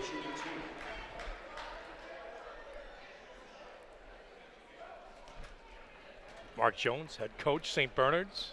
Coach Mark. All right, so that's 5 for Doobie. Mike, I believe all 5 from the free throw line? Yes, you're right. Yes. Well, I'm on today. You're on your game here today. Yeah. Franklin will come up with the rebound. 10 seconds to go. Deep 3. Going to be just a little bit too late for Griswold as we are under 5 seconds. Bailey have to inbound the basketball. Let it go. Let it go. You didn't hear me. Let it go. 2.1 seconds left to go. We're going to get you some post-game stuff. Mike, you want to run down and grab? Yes, I'm going to go get, as soon as they shake hands, we're going to get Bob and Pete, which player do we want? Arriaga's got 13 and he's at the line. Talk to Brent Weldy. Yeah, I'd like to talk to Weldy. Yeah, big man doing work. All right. Ask and you shall receive. Well, they told me he was the team's leading scorer coming off the bench. I didn't believe it. Now I see the reason why. He's smooth out there. Misses the free throw, and your final score will be Plainfield, the 6th seed, 51-42 over the 2 seed. Plainfield will punch their ticket to the Mohegan Sun Arena. I'm going to talk to Bobby Aramoni and Brent Weldy in a second. As there were 8 teams come in, Casey, 4 tickets punched, and I had a chance to talk to talk to Rob Molesky before the game. I said, you beat these guys twice during the regular season. He said, yeah, it scares me. There you go. Yeah, you're talking about a legend on the other side of the, Bobby Aramoni, the winningest coach in of all the ECC coaches. 500. He and Chop Parker are the winningest guys. I mean, this is not someone who is new to winning big basketball games, and it's tough to beat somebody 3 times in a season. And I know Plainfield was thinking that they had learned a little bit. They're playing really good basketball, and hey, the Panthers are the first to punch their ticket, and great job by them. And I know that you're going to go and have a chat with some happy Panthers, so bring them on in.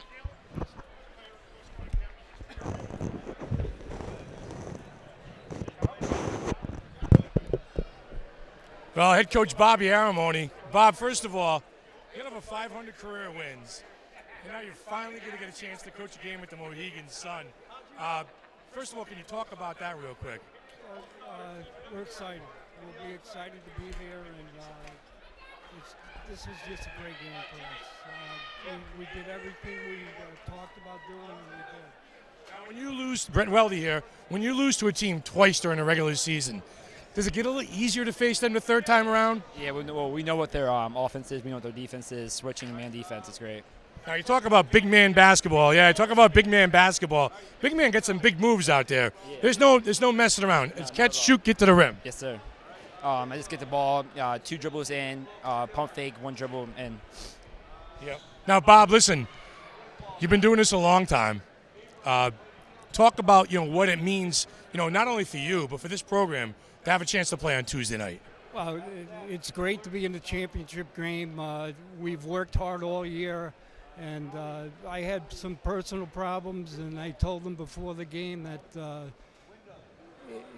they've done a great job, and whatever happens today, I like them and I love them, and so we're just really happy here. Yeah, I'm sure you're excited to get the Mohegan Sun too. Can't wait. Plainfield going to the Mohegan Sun. Great job, guys. Thank you. All right, thank you, Sports Doctor. Well, if this is an indication of what we're going to see today here on Leap Day, it comes along once in a while. It has the feel of a special day. It's February 29th, which makes it interesting in its own right. And so if this is going to be an indication of what we see today, we could be in store for some special games. And this place is going to get packed later on as we go. You're going to see St. Bernard's take on, a Killingly team that fought its way to here. And, St. Bernard's is one of those teams that's dominated Division II in the last few years. So, maybe does Killingly come in with a little different swag and try to throw them an uppercut? We'll see. Well, I will tell you, I didn't know about this game. I thought Plainfield obviously stepped up. It's this next game was my upset special. I actually think Killingly has a real good chance to knock off St. Bernard's, and that's one of the games I'm most interested in seeing. All right, let's turn it over to the PA announcer, Andy Lee. Shane Bigelow.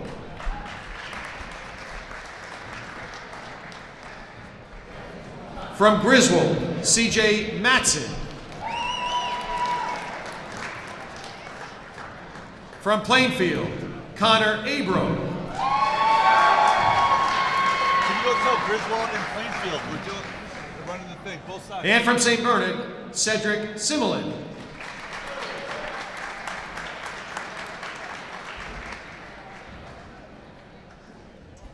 Honorable mention from St. Bernard's, Walker Balajaran. From Griswold, Chris Roddy. From Wyndham, Jovan Almodovar.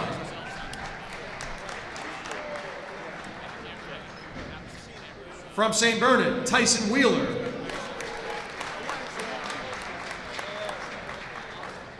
From Plainfield, Lucian Doobie.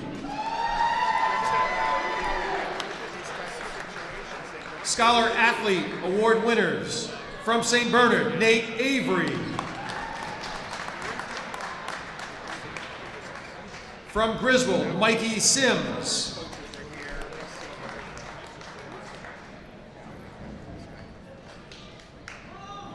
From Plainfield, Dan Flanagan.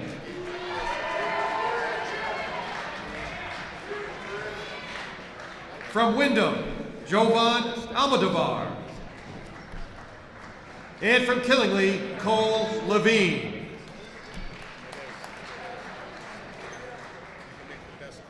Division III ECC Sportsmanship Award winners. From St. Bernard, James O'Brien. From Griswold, Andrew Koziol. From Plainfield, Brett Weldy. From Wyndham, Rafael Figueroa. And from Killingly, Ethan Preston.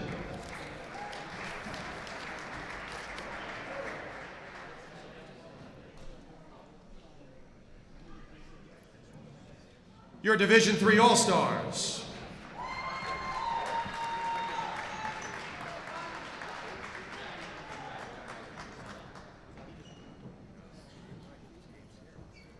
For Division IV, for the first team from Lyman Memorial, Zach Dunack.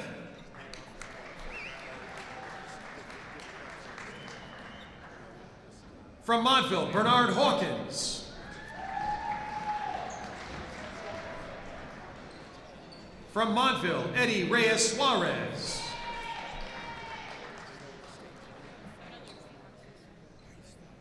From Wheeler, Ian Spracklin.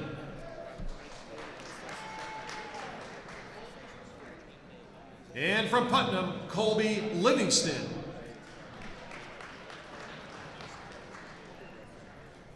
Honorable mention from Lyman Memorial, Dylan Lucy.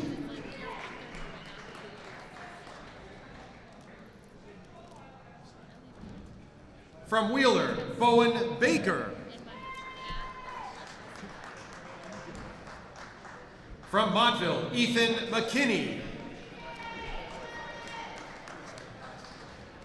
From Lyman Memorial, Cody Heiberg.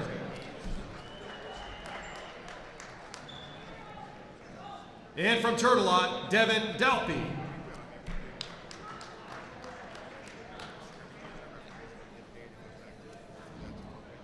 The Division IV Scholar Athlete Award winners from Wheeler, Lucas Jones. From Montville, Ethan McKinney. From Lyman Memorial, Cody Heiberg.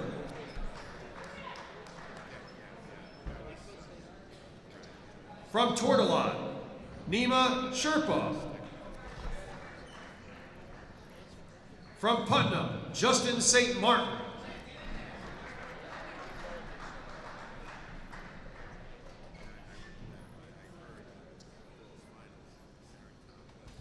And your Division IV ECC Sportsmanship Award winners from Wheeler, Nick Larkin.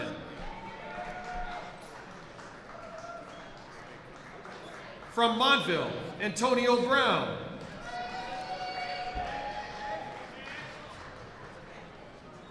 From Lyman Memorial, Nick Papiti.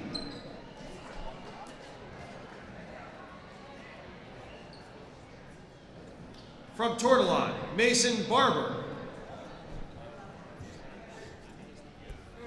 And from Putnam, Anthony Navito. Let's hear it for our Division IV ECC All-Stars.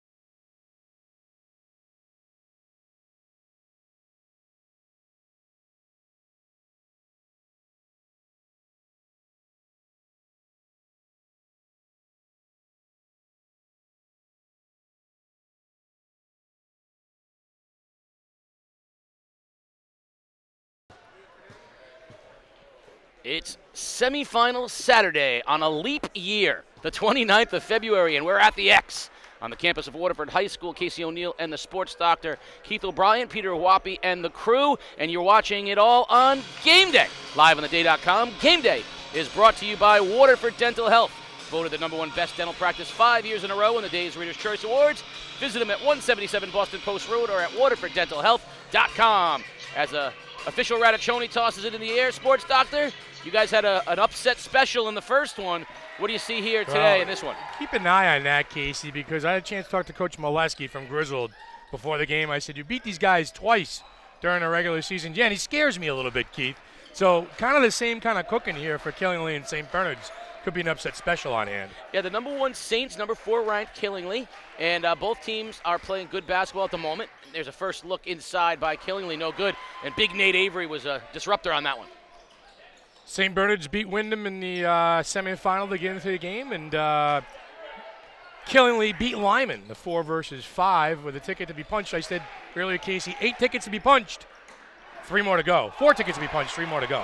And missed a shot that time by Levine as Avery ran the floor with him. That's going to be the key, I think, moving forward. And we're going to go to the line here quickly as Pacheco's going to go to the line. But I think the key for Killingly, they're going to try to make Nate Avery run the floor. You saw that time, whether it's Levine or we're going to see Yanni Barabo in a short time. They're going to make Avery run because that's the only way. He's such a big physical presence in there. You just can't let him set up shop. They got the athletes to do it, too. You talked about Yanni, the Greek freak coming in, the young freshman, and some of the bodies out there, and and Bigelow, and some of these players we saw on game day against Montville a few weeks ago. They do have the horses to run, with St. Bernard. St. Bernard's looking for their 3rd straight Division II final. Yeah, I mean, they've pretty much been the class of Division II over the past few years, and certainly while freshmen are the storyline in many ways, as St. Bernard has their dynamic duo of Cedric Semillian. And that's right. There's a Tyson Wheeler playing basketball again in the ECC.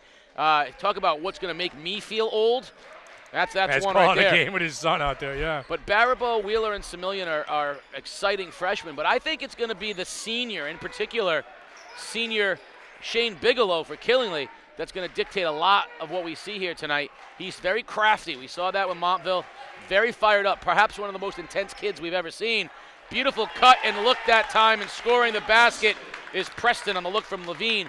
I think this is really shaping up to be, perhaps a real special kind of a game. These two teams, very different styles. St. Bernard wants to run like crazy.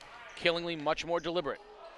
Talk about, a big man that can move without the basketball. That's Preston. That's Ethan Preston, for Killingly. He's one of those kids that's, he's got some active feet. He finds himself at the rim. So you talk about running against big Nate Avery. Ethan Preston has the goods and the tools to do it. In the corner now, Semillian drives, floater, no good, and he's going to get fouled by Levine. He'll go to the line and shoot 2. Very quick is Cedric Semillian, the 5'9" freshman. You like him. You like that name, too. Semillian. They have him listed at 6 feet. That's not accurate. He can't be 6 feet tall. Maybe I'll go 5. How about 5'10" and a half? Well, I'm seeing Bigelow. That's not Bigelow. It's Grishevitz. Yes. He's 5'10". And is he taller than Grishevitz? All right, I'm gonna stand corrected. It could be. Wheeler 5'9", which is, by the way, the height that his father played at. And no matter what shoes Tyson Sr. put on, he couldn't crack that 5'9" barrier. But he played like he was 6'5". But you're not upset he's not playing in New London. Well, his mom's a Norwich person. I mean, I get the St. Bernard's is a kind of a neutral place, We'll get a foul on Semillian out on the perimeter against Bigelow. I mean, a Wheeler does belong in green and gold, but at the same time, that was 30 years ago, and, life moves on. Of course, the winner of this game awaits the Plainfield Panthers, an upset over Griswold in the first semifinal today. And great job, by the way, you and Mikey D calling that one earlier. Kick out, long 3. Front iron, no good. Pacheco will run for the Saints, and Bigelow picked his pocket on the backside, dribbles through traffic. He's one-on-one with Avery. He goes headlong, and he draws the foul on the big guy. Yeah, I like the move that time by Bigelow. Listen, his kid has a nose for the rim and attacks the basket, Casey. There's no mean low it up in him. I don't think he's intimidated by the size whatsoever of Avery. Well, I think what I enjoyed was you see a lot of guards either crash blindly into the big or they pull up they shy away, right? They try to hit the floater or whatever.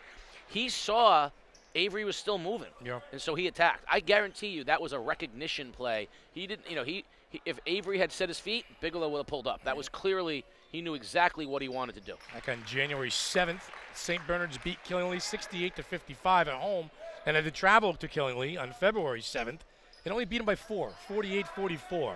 Long three, no good that time by Wheeler. So you can see that, Killingly is not going to be intimidated. Only down by 1 right here. Lost by 13 first time out. Came out second time, lost by 4. Improving. Crossover, Bigelow heads to the hoop, hangs, body control, can't finish. Rebound underneath, put back up by Baribeau, who is into the ball game for Killingly. And there's Yanni Baribeau making his presence felt right away. It'll be Killingly ball. Killingly certainly has the size and the athleticism to stay with St. Bernard's.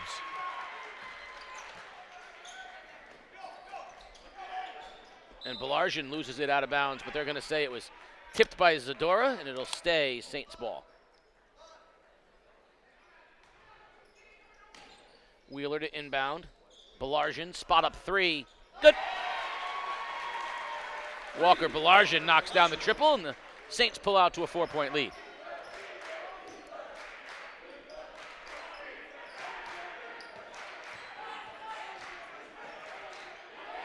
Nice job. Pacheco jumps in front of the pass and steals it from Bigelow. Simeon, quick look. Belargin misses the bunny. Got to knock that one down. Out of the pack comes Grishevitz. Away with the walk there. Belargin now. Doesn't have the numbers. Goes to the spin, the hang, and a weak side block by Baribeau, but they're going to go over the back, and Belargin will go to the line. Belargin with that scorer's mentality can knock down the outside jumper, take it to the rim, does a little bit of everything. Yes, another yeah. Belargin. We're talking about the continuation of names. Well, the Belargin name, there's been a Belargin playing at St. Bernard's for a few years now. Yeah, forever. Sam Durantzel into the ball game for Killingly. Hunter playing at Mitchell. Good team down there. Pequots. Grishevitz. Swing pass underneath. Layup is missed by Preston, and Avery rips down the rebound. And that's a look right there that Killingly's got to convert on. Preston's got to lay up. He's got to knock it down. Belargin, it's the Simeon for 3. Up on top. Officials Radiccioni and Kane all over that one. Jimmy Crabtree, head coach for Killingly. State championship back in the day, 84, I believe, with the Putnam Clippers. Semillian. I'll get it right. So I have to say it 3 times. Dump down to Baribeau. Spin, pump fake, little lane shot, soft touch. That's a good move, isn't it? Turn, face, the little dump down, the recognition, and then his ability to rise up and shoot the ball over his defender. Outside of Avery, he can shoot the ball over anybody out there. Belargin with a long 3, front iron. He likes that spot. A little bit short, and then Wheeler bumps Bigelow. And that's, that's the matchup that I was pointing to in the open. Freshman Wheeler, senior Bigelow. The future's bright for Tyson Wheeler, but Shane Bigelow is like matchup nightmare for a youngster because he's got every bit of savvy in the world. Yeah, and no fear, right? It just his mentality is it's attack. And you saw that firsthand against Montville a few weeks ago. Come in 13-8 on the year, and again, just a real good, solid team that's gotten better, Casey, as the year's going along. I was looking I'm coughing here. I'm looking for my cough button to push in front of me for when I cough, but that'll be Tuesday night. Tuesday night at the Mohegan Sun, of course, where the winners of the 4 games today are headed, right? That's what the goal of all of the ECC teams are, and we couldn't have been happier this past Tuesday night with the girls' finals, and I know these boys are every bit looking forward to getting to the Sun on Tuesday. St. Bernard with an 8-game winning streak down the stretch of this season, snapped by Waterford 68-51 back on February 21st. So outside of that little loss to Waterford, they've been hot as anybody in the league. Hot as a pistol. Oh, pick and roll. Nice defense by Semillian. And Bigelow scrapping.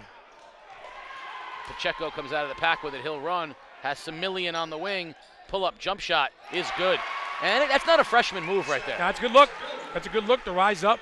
The baseline and the confidence. Killing a little out of sorts. Yeah, a little out of sorts on the offensive end. And, like you said, a freshman, one of the things, too, about a good coach, Casey, is when you're a freshman like that, you don't have to look over your shoulder to take a shot. Right. Some kids, you know how it is. He rises up, takes a shot, misses it, coach pulls you out. But I sense that with him and Coach Mark Jones. Mark Jones, good coach. Yeah, he knows that he has to develop these guys, right? Yeah. These are the future right here. Yeah. Next year, he's going to have the 3 guards, Belarjan, Wheeler for 3, in and out. Rebound by Durantzel. He's going to have, these 3 guards next year. Yeah. He's got to develop the freshmen, and he's got to make sure that if he wants them to be leaders next year, which they're going to need to be, this is how it starts. I'm a freshman playing as a sophomore midway through the season. And that's right. Gaining confidence and not looking over your shoulder. Great, here's the matchup, Bigelow and Wheeler. Bigelow spins, backing Wheeler down. Great job by the freshman, bodying him up. Gonna body underneath, not giving any ground as the youngster. Well, he's not built like his father, I can tell you that. He is much stronger as a freshman as Baribeau. That's so smooth. Yeah. So I got the skinny on Yanni Baribeau. I got some people in the Northeast. Baribeau has grown about 8 inches in the last year and a half, 2 years. Belarjan, weak side. There's Avery on the rebound, tied up by Baribeau, and there's a size difference. But so Baribeau was a smooth shooting guard who suddenly had that big growth spurt. Yeah. And they actually expect him to keep going. So I think you're going to see him continue. But that, you look at his skill set, right? Doesn't it look like he was a guard at one point? He has that kind of. Yeah, he's got that length to him a little bit, and I'm talking just from a skill set position. Yeah. He looks comfortable with the ball, ready to shoot the jump shot. Oh, yeah, absolutely. Turn and face, put the ball on the floor, do a little bit of everything, yeah. 10-7 here in the early going. Killingly with a chance to draw closer or tie the ball game up. They dump it into Baribeau. Straight away, Bigelow for 3, no good. Tipped and brought down by Semillian. Good job by Killingly getting back on defense. St. Bernard's does not like to run an awful lot. They like to run their stuff in a half-court set. Pacheco, left hand, he's going to get fouled. He'll go to the line. Good job by Pacheco that time, recognizing the high ball screen, uses Avery, takes him to the rack, and will find himself at the free throw line shooting too. Pacheco's been around a long time too. Junior, 5'8", a lot of minutes last year in that team that won a championship. Yeah, and those 4 right there, they play 4 guards and Avery. Although Semillian's a little bigger than the average guard. Tweener. All 4 are back. Avery's the one guy that's lost. So you're going to see the Saints next year. That's why they have to develop these 2 freshmen. Because next year you're going to have the seniors, Belarjan and Pacheco, with the 2 sophomore guards. Whereas Killingly is a senior-laden team. Griswold spin, he walked on the baseline.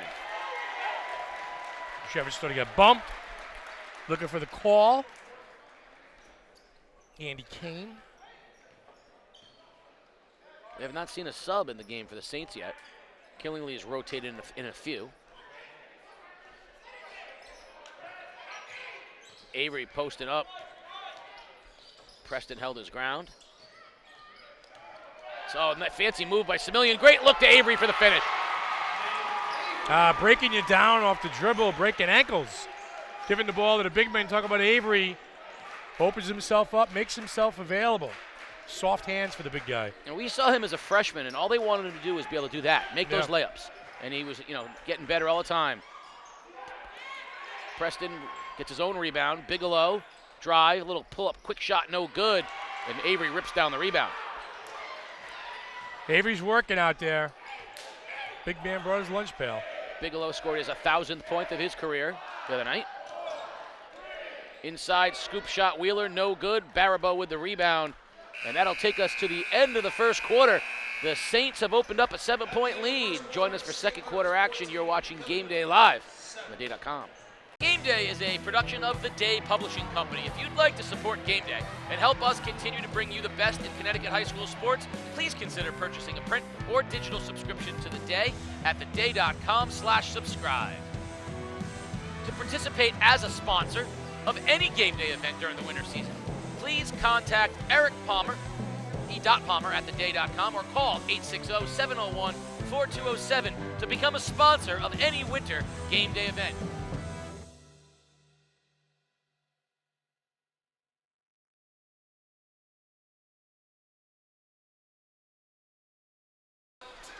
You're watching Game Day, brought to you by Waterford Dental Health. At Waterford Dental Health, your smile and your health are our top priority. Located at 177 Boston Post Road or at waterforddentalhealth.com. Pacheco, Balargian, and Similian, all 4 points for St. Bernard's. Casey leading the way, and Barabo with 4 as well.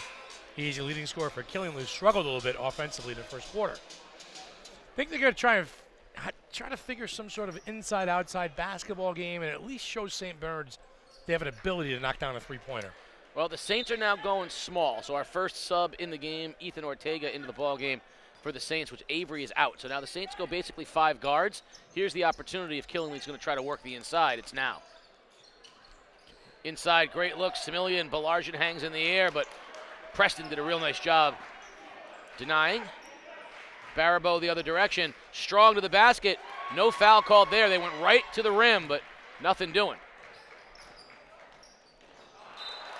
You can see this that group would be of the Saints, game plan. This group of Saints wants to go run, up tempo. Yeah, they want to run. And on the other side, Killingly's going to go to the basket yes. every single time. And I would. And they're going to go press now here, too. A little pressure on the ball. Now they drop.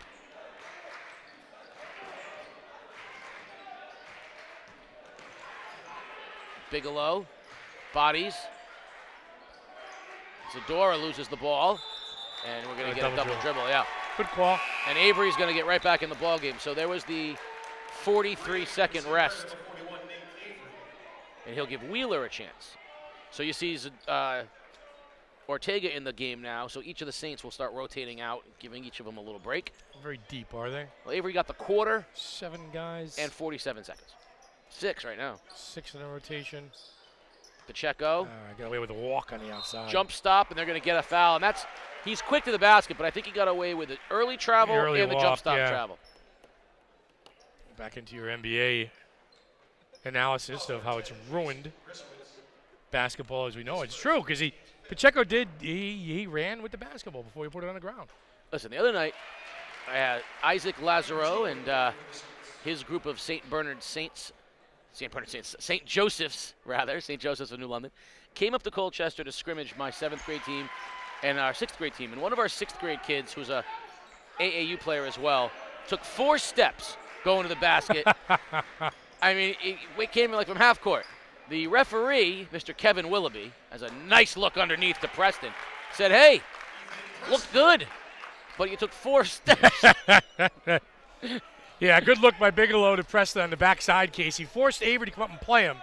Like I said, the back end was open, and we've seen Preston do some things this year. Balargian catch underneath in front of Barabo. Yeah, it's just tough place to leave Balargian open. Feels like Killingly's getting way too many good looks to be down 9 points. Yeah. I like the Barabo and Similian freshman on freshman matchup, but Bigelow step back, no good. Avery has it pocket picked by Barabo into the hands of Bigelow, and it is now Similian coming out of the pack. Oh, the sweet left hand from the freshman. Good move, timeout. Jimmy Crabtree and Killingly. Again, you make a bad pass on one end and you pay for it for not getting back on defense on the other. And the Saints haven't ran this game, but when they have, they show you they can get to the rim. Well, Cedric Similian, the freshman, has already got my nickname for him. I've already got it. It's already there. That's C Smooth right there. that's whether that's on his locker or not. That is C Smooth. That kid is silky Cedric Similian. A little finger roll at the rim right there. He may have just gone from C Smooth to silky. I'm not sure. I mean, how many times do you see freshmen do not do left-handed finger rolls at the rim? That's pretty good. Our producer, Peter Wappy, informs me that Jaden McKenzie, New London's Jaden McKenzie, has made the State Open Wrestling Final. And Peter, how about some other updates? So we had a lot of local boys who lost in the semis. So Killingly's David Sharon and Ben Richardson, Bacon's Braden O'Brien, Ledyard's Braden Grimm, and Norwich Tech's Rourke Ryan all lost in the semis. But get this, so first year of the CIAC Girls Statewide Invitational. NFA's Savannah Vaness, Destiny Mateo, Ledyard's Linda Holman, Montville's Aida Flores, and Bailey Gagnier all going to the finals. Wow, very nice. ECC really showing itself in both boys and girls wrestling. Nicely done. A little pressure from the Saints. Grishevitz drives and kicks to Barabo. Bigelow really has not gotten going yet. They've done a nice job on him. Pacheco harassing on ball D. In the corner, Bigelow drives baseline. Barabo for three. Back iron, no good. Belarjan up ahead. Silky to the rim. And he draws the foul. Not much you can do there. It's the leak out there by Similian. Barabo trying to track him down, but you talk about a seasoned freshman. How about going into the defender with the body while you're in the air, getting the contact, getting the bump, and selling it to the ref? Didn't convert at the rim, but the way he kind of leaned in and laid up and sold it, that's a big-time offensive move. And I like that he catches it and just shoots it from the line. Right? We've talked about this before. And a no-thinking mentality, Just catch. Watch, he catches it. He looks. One dribble, and we shoot. And he knocks him. First one down. That's right. That was good. 7 points for the freshman. Grishevitz hangs and throws it out of bounds as he got himself into no man's land. Yeah, it's just, right now, Killingly is kind of committed to driving to the rim, but with Avery in there, there's really no place to go. There's no crisp ball movement on the outside to try and get St. Bernard shifting. Listen, and remember the Montville game? We saw a lot of attacking the rim on the backside. Yeah. We haven't seen that yet. High screen from Avery. He rolls to the basket. Pacheco wanted to get it to him. Instead, Bigelow, he's 1-on-3, and he'll draw the foul. And Alan, Bigelow only knows one speed, and that's attack. Yeah, about 97 miles an hour with your head down and go. He got away with one there. I'm not too sure there was too much of a foul there. That was 1-on-3. It's hard to figure out where the foul comes from anyway. I mean, right. But he'll go to the line. He'll shoot two. And right now, Killingly's in position where they're getting really good offensive looks. I think with Avery's in the game, he's obviously a big difference maker defensively for St. Bernard. But I think Killingly offensively has to feel pretty good about themselves. They haven't finished well, but defensively, I don't think they have an answer for Pacheco with the ball. The high screen and roll of Avery and Pacheco. Belarjan, spotting up. There's Pacheco, straightaway three. Front rim, no good. And we're going to get a foul on, looks like Preston over the back of Belarjan. Yeah, that's just Belarjan working. A shot goes up. Go in there, get your hands dirty a little bit. Looking for them to try to get Avery at the basket here. Should be a one-on-one, yeah. Oh, we're going to go one-on-one? All right. Yep. 7 fouls in the visitor. That's a one-on-one. That's the one-on-one. The rules guy, sports doctor. Belarjan, first one is up and good. Of course, 7 for Walker Belarjan. Of course, join us. We got 2 more. Division I takes focus after this one. Should be a good one between Ledyard, the Colonels, and the Fitch Falcons. And then, of course, the granddaddy tonight, the Waterford Lancers, play host to the #1 and undefeated NFA Wildcats. Right now, Casey, too, the defensive pressure for the St. Bernard's guards are really giving Killingly fits. Pacheco is a handful out there in the defensive end.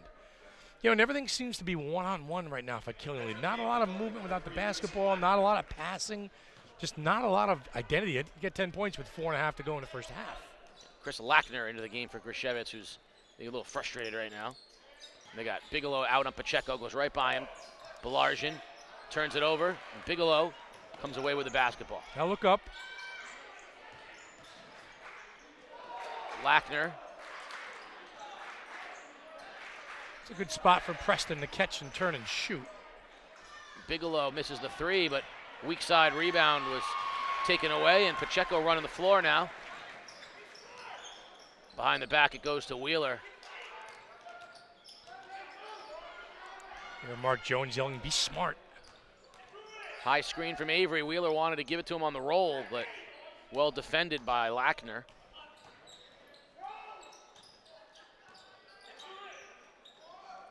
In the corner now, wide open look for Pacheco. He knocks down the three. That's too easy. He's wide open. He almost gets lost in the corner. Just, bad defense right there. There's Wheeler with the steal. Pacheco, he goes to the basket hard. And he draws the foul from Bigelow. Pacheco with 9 will get himself to the free throw line and get the double digits right here. But he has been the X factor in this ballgame thus far. He's done a little bit of everything on both ends of the floor. St. Bernard has been the premier program in Division II over the past few years, and I think that you said they had rattled off 8 straight victories before they ran into Waterford. Waterford actually used that game and that victory as sort of their wake-up call for them righting the ship. We talked to Ryan O'Connell as we were heading out, and he said we're going to be there Saturday. We're right. They're feeling very good about it, and that win over St. Bernard's I think really made them feel like they can make noise against good teams. Yeah. If you look at St. Bernard's this year, their losses have come to teams like NFA, Immaculate, Holy Cross, Stanford, right? Their losses are against very good teams. So Waterford is looking at that going, hey, that's what we want to be. We want to be able to make some noise. Yeah. So they'll have a chance tonight because they're going to face the undefeated NFA Wildcats at 6 o'clock. This place will not be that quiet. No, not then. 18-point lead right now for St. Bernard's as Bigelow just bullies his way to the basket, finishes with a left hand. Gotta have it. They got to try to get this thing to 10 before they get into halftime. 16's too much. Wheeler picked this dribble up, and they'll go back up to Pacheco now. High screen from Avery. There's the roll by Avery. Nice job by Barabo stepping in front. They had Bigelow on the run out. They missed him. That's because he bumped into his own man, Lackner. And Grishevitz passed the ball off of Preston's leg. Wheeler, nifty, can't finish. Belarjan tips it. And Bigelow rips it away from Semillian. Here's 1-on-3 again. And Bigelow will go to the line. He jumped into Belarjan to draw the foul. That's that savvy we talked about earlier. Yeah, and you can see the frustration on his face a little bit. He's fighting out there. He's clawing for pretty much everything he can get. It just seems like the rest of the players for Killenly kind of sleepwalking through this right now. Not a lot of energy out there for the Killenly team. I think Jay Grishevitz right now is particularly frustrated. You see Jimmy Crabtree giving him a little conversation. He's getting beat up by the St. Bernard's guards. I mean, the St. Bernard's guards are being relentless with whoever has the ball in their hands for Killenly. And I think Grishevitz is a little frustrated right now. Yep. And 3 guards doing it. Pacheco, Ortega, Wheeler. Big free throws there now. The lead is down to 14. So we said, can they get it to 10 at halftime? So here's the opposite now. Big possession for St. Bernard's. Try to stop this little Killenly run. And there's a turnover. Wheeler said zig, and Belarjan zagged. Yeah. No, neither player took responsibility for that turnover, though. It was you. No, it was you. It's Wheeler's responsibility. So. Even if Belarjan went to the wrong spot, Wheeler threw the pass, so he should say, that's me. Give Barabo's got to come and get the basketball. Yep, absolutely right. You agree with that? Yes. He's just kind of sagging back there in the baseline. If he flashes to the middle, come and get it, son. Grishevitz kicks. Bigelow harassed by Semillian and tipped out of bounds. It'll stay Killenly ball. That's great defense by Semillian. Yeah, maybe it's the freshman out there and Yanni. Got to come get it.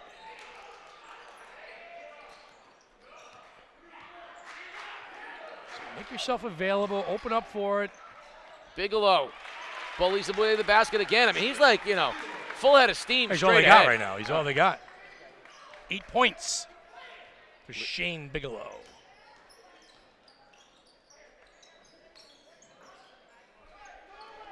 Terribly quiet, Mike, tomorrow. Yes, it is. Yeah, the X can be awfully cavernous. Look at Bigelow step into Semillian and tie him up. And a timeout, Mark Jones. It's a smart timeout, not only to avoid the turnover, but with 1:23 left. Well, you're down 12. Well, Mark Jones made the timeout. Yeah. Because you're up 12. Yeah. But you've seen the 6-point run, Mhm. and you turn it over there. I think that's a smart timeout. I think the turnover there would have been bigger than just what it appears like, because right now Killingly's got a little something. Bigelow's starting to feel it, heat up, the one-man show. So right now, Mark Jones wants a basket. So they're going to not only draw up a play coming out of this timeout to get somebody free. This is going to – I would be shocked if you don't see St. Bernard's with a deliberate set here for something, whether it's a Belargin 3 or the high roll to Avery. But get a good look. Yeah, something Get a good here. set piece, yeah. What would you run? I'd run a high screen and roll with Pacheco, with Avery, and I'd put Belargin on the back end. Nate Avery's not the type of kid to roll to the basket after the screen, too. You notice that? Yeah, he doesn't. He doesn't, so if you could find somebody available on the back end, that's where it is. Pacheco to Belargin now. There's the Avery high screen, but Killingly steps out in front of it. Now there's another high screen. Similian pull-up, no good. Killingly possession, Zadora. I'd give him that shot all day long. Bigelow. Again, no movement from Killingly without the basketball. No, everybody's standing around watching Bigelow do his thing. And then Bigelow throws a bad pass. I think that time, again, he saw Barabel wanting to cut, and I think right now Coach Crabtree is expecting a little more out of Yanni Barabel. Yeah, and I would too. It's like he's waiting for things to come to him instead to go get him. We've seen him sagging on the baseline, not coming across, get the basketball. Make yourself available. Play with a little passion, son. A chance to go to the Mohegan Sun on Tuesday night. I know you're going to be there.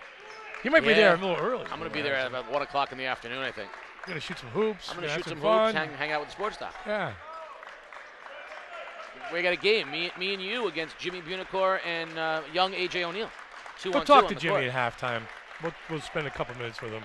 Can you D up the young A.J. O'Neill? Probably not. Okay. Bad news. Go right by him. He's going to go right by you. St. Bernard's going to hold for the last shot here. Clock to 10.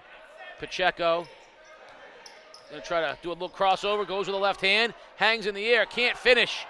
Killingly rips down the rebound. And no shot will get off. And we are at halftime.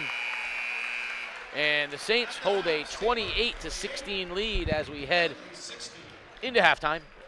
We will come back with Jim Bunicor and some halftime stats. You're watching Game Day live on theday.com. About Wendy Geathers, I think she's sort of an amazing story. She's gone through a lot. She transferred over last year and so had to sit out the first 10 games and got a concussion, some shin splints, and basically hardly, if any, stepped on a varsity court last year. Here she comes to a new team with really no varsity experience, and she's just been amazing. It was definitely difficult to see her go through that process because I know even her missing 10 games on her way over here, her getting that concussion was kind of hurting me because I know I've been waiting to play with you over here. My journey, it wasn't easy. Everything wasn't laid out for me. We had to make a name for myself. And I think everything that happened to me, all the doors I had to knock through, the doors that shut in my face, it just made me stronger as who I am. She's having to guard forwards that are 5-6 inches taller than her, and it's her intensity versus the other team's height, and so far her intensity has been winning that battle. Defense, I like the thought where it's me versus this person.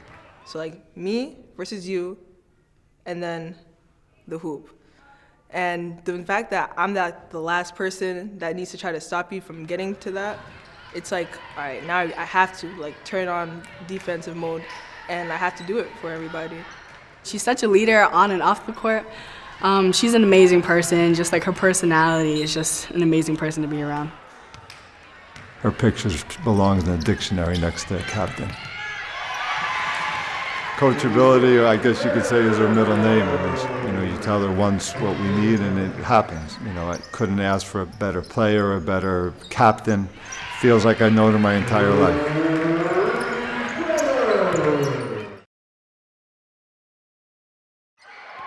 He's the motor to the program.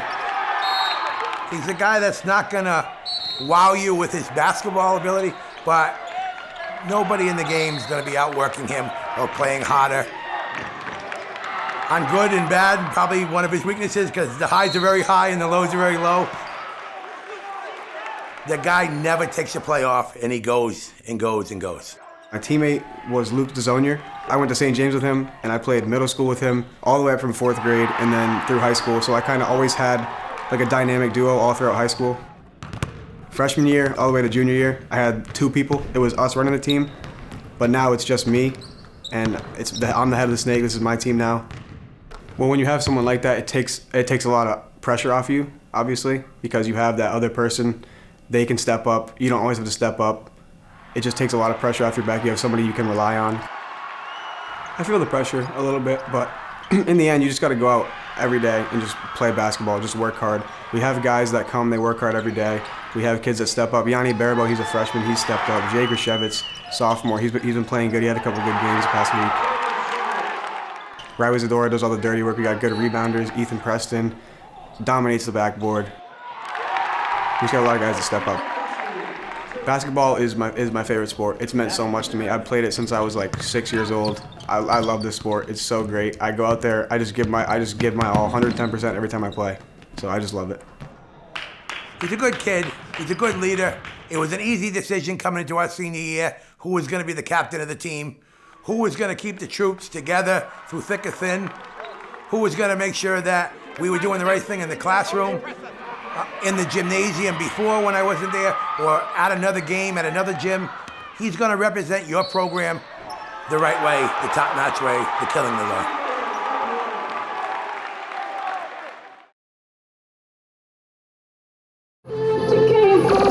Bree is a pretty amazing girl. We're back here at halftime of the #1 St. Bernard Saints, the #4 Killingly High School, here on semifinals Saturday. And we've got, of course, the sports doctor Keith O'Brien, and we are joined by, I guess for today's purposes, tournament director Jim Bunicor. But I want to say first, congratulations on pulling off what I thought was a very successful night at Mohegan Sun last Tuesday for the girls basketball championships. Talk a little bit about what you felt having seen that come to fruition. I know it's been a long road with Mohegan Sun trying to get us there. How'd you feel about it? I felt very good after the evening was finished. I was pretty nervous going in. I think all of us were, in terms from a league standpoint, about the turnout that we were going to get, because unlike the boys, past crowds didn't dictate the move. It was more or less just trying to give the girls an opportunity, the same opportunity that we had given the boys a year earlier. So again, going in, we weren't really sure of what type of crowd we would get, but pleasantly surprised. I was updated the next morning that it was officially over 2,400 in the arena. So that was outstanding. And I think it's enough to put us back into position to negotiate again for next year. The importance of having the support from the other schools in the league. We know that parents are going to travel, fans of the NFA are going to travel, but talk about the importance of the other teams in the league and other fans of those teams showing up, whether it's the entire Wheeler girls basketball team, Ledyard girls basketball team, just the fans of girls basketball in the ECC as a whole to make that thing successful. Yeah, Wheeler, like you mentioned, Ledyard, Stonington girls, and their coaching staff were present. Is that needed? It was absolutely needed, and that's the thing, and that's my message right now going into Tuesday night is let's not rest on our laurels. Last year we had over 3,800. We can't take that for granted. We still need the same type of energy and passion from basketball fans in southeastern Connecticut, regardless of if their team is participating or not Tuesday night. Our goal is to have over 4,000 people in the arena. So we need the same type of commitment that we had last year, this year, to make it even better. Well, and I think that's a great point.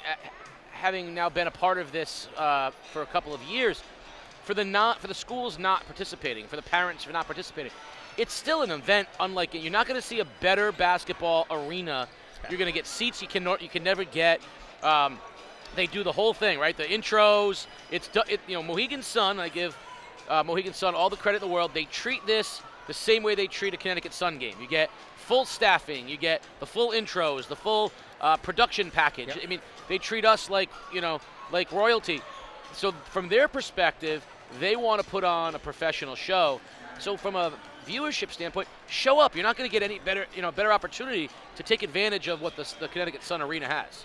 Tom Cantone and his staff are tremendous. Mike Libera, Steve Chalua, they do a great job. Our students' names, whether they're in the game or not, if they were an all-star, an honorable mention, Right. a scholar athlete, a sportsmanship award winner, their names will be flashed on the big screen the entire night. How cool is that? The lights go out for the intros. As you mentioned, whether you're playing or not, you're somehow still a part of it if you're in the ECC. And that's what we want this to be, a night for the Eastern Connecticut Conference, And I think the Mohegan Sun also sees it a little bit bigger than just the game. They want, people on property, spending some money in the restaurant, spending a night, a Tuesday night, which often is not very full there. And I think it's a win-win for everybody. But we have to keep doing our part if we want to keep going back. They're a business. They're not, going to be giving away anything for free. So we need people to show up, and it's a great night out for the family. And as you mentioned, you're not going to get better seats in any high school gym in our area. Before you get to Tuesday night, though, you got to get through Saturday afternoon. This event has been here now for the last few years. Decent crowd filing now, but come about 6 o'clock and even in about an hour or so, this place is going to be rocking. Ledger and Fitch going to showcase a couple of really good teams. And then, NFA and Waterford, the impact of having, either Waterford being a defending two-time state champ or NFA undefeated, that's going to speak volumes for this day. Yeah, this is always a big day. It used to be back in the day, quarterfinal Saturday, but now that it's semifinal Saturday, you're starting to see the crowd pick up here a little bit. I think we're going to end up probably closing these doors for the. And you are for that NFA Waterford session. game. It's going to be packed in here. Yeah, absolutely, and that's a great atmosphere for the student athletes, and just a great day for our league in general. Basketball. We try not to put above any other sport, but this drives our league. This tournament in particular. It does, and the two student sections in the nightcap tonight, NFA and Waterford, and I want to give credit to them because the advancement of the advent of these student sections taking ownership for bringing people to these games. Certainly the Colonel crew and Ledger. I mean, we've seen a lot of them. East Lyme. These kids are going to show up in droves because you have turned this day into an event day. So kids, you'll see basketball teams from all the other schools that aren't here will show up tonight. Everyone wants to be a part of it. Hey, we're quickly going to get on to the second half, but rumor has it there could be a little 2-on-2 game at Mohegan Sun maybe beforehand on Tuesday. It's possible. I'm hearing the same thing. Listen, you two guys, you two chuckers from New London, all video, doctor on. All video has to be off, though. Absolutely. Great job. We'll see you on Tuesday. Hey, guys, thanks for all you guys do. We appreciate the coverage and support. All right, Jimmy Bunicorn. So Killingly will have the first possession here of the second half, down 12. They never quite could get it to 10 like I thought they might have to, but I'm going to count this possession, Sports Doc. There you go. I'm going to count this one right count, in. Yeah. They need a good look coming out of halftime. Grishevitz hangs, floater no good, and Avery rips down the rebound. Just his presence kind of changed that shot a little bit. And again, forcing it into the big man, I'm not too sure that's going to be my game plan in the second half, but good look nonetheless. Aggressive play by Bigelow. Grishevitz, pass Bigelow, and the finish. There you go, you're down to 10. Well, Killingly attacked the basket both times. And I think they're trying to get Nate Avery to, get that second and third foul, but I don't know that you can just blindly go up. He's so big. Yeah, he doesn't even have to make a basketball move. He's just got to be able to take up space to affect the shot. Jimmy is fired up for Tuesday night, and rightfully so, huh? That's a big deal. Now listen, the ECC's come a long way, and Balarjian, beautiful pass, misses the layup, but there was no weak side there for Killingly, so he puts his own miss in. And great position by Balarjian on the rebound. Up ahead it goes, Pacheco. Jump step, split, and a basket. Frank Pacheco knifing through.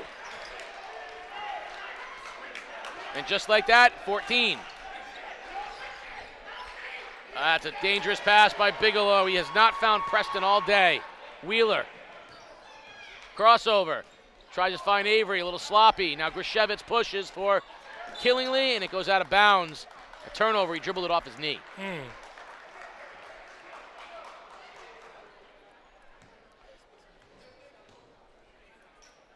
Have you managed to eat all of the Reese's Cups yet? No, I have not touched them. Is that cheerleading? I have not touched them. I gave something up for Lent. I gave up Reese's Cups? Avery spins in the lane, nothing there. I did. You gave up Reese's Cups? I gave up the sugars, the hard sugars. Really? No cookies, no cinnamon buns. So this yeah, I know. So this Why would Reese's you do cup that? right Why here. would you do that to me? So this Reese's Cup that I have in my hands right now. It's been 4 days. I'll share something with you real quick. I go to work, and I'm going from store to store, and Easter candy's out everywhere. And no offensive foul there. And I'm bypassing all the candies and all the cookies and all the sweets that are out. My customers want to send me to the hospital. They want to know, are you okay, Keith? You feeling all right? That's a good Reese's What's going on? Yeah, thank you for letting me know. But I'm laying off that stuff. Good for you. 36 more days. Doesn't really affect me, can't you tell? He's shaking over here. Like St. Bernard's turning up the defensive pressure. So is Killingly. Game getting a little sloppy. Bigelow off to the races. High off the glass over Belargin. He's barking at the officials too. Crabtree's looking for a foul on the follow-through. Nice job extending Zadora out on Belargin here. A good look. And Wheeler's going to get fouled heading to the basket. A little frustration by Bigelow. He's looking for a call and a continuation on the other, and then Tyson Wheeler gets a little bit of a little cheapy going to the rim. And Jimmy Crabtree was asking if he was shooting that or not. Tyson Wheeler at the line for the Saints.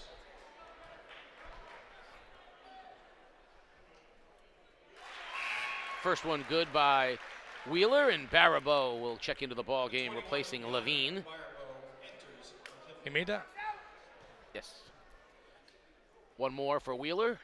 Knocks it down smoothly. Got it.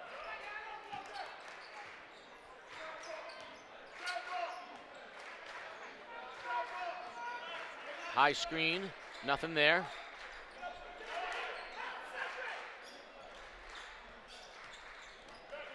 Baribeau from the baseline.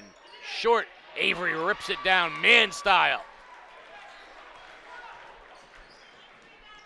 Belargin spot up three, no good. Avery, no foul over the top, but Zadora picks his pocket. Good hands by Raleigh Zadora on the back end. Rashevitz for three. No good. Killingly getting a little outside happy. St. Bernard's owning the boards on the defensive end, too. A lot of one-and-done stuff. Oh, look at Baribeau go up and block the big guy. And Bigelow squeezes through, and a timeout from Jimmy Crabtree. That's got to, if you're not going to get fired up off of that sequence right there, as Yanni Baribeau, the freshman, went up and blocked Nate Avery, and on the other side, Shane Bigelow sort of found space where there was none. This is the Shane Bigelow show right now for Killingly, too. Waiting for somebody to step up, whether it's Preston, whether it's Baribeau. Somebody else has got to kind of step up and help him out a little bit.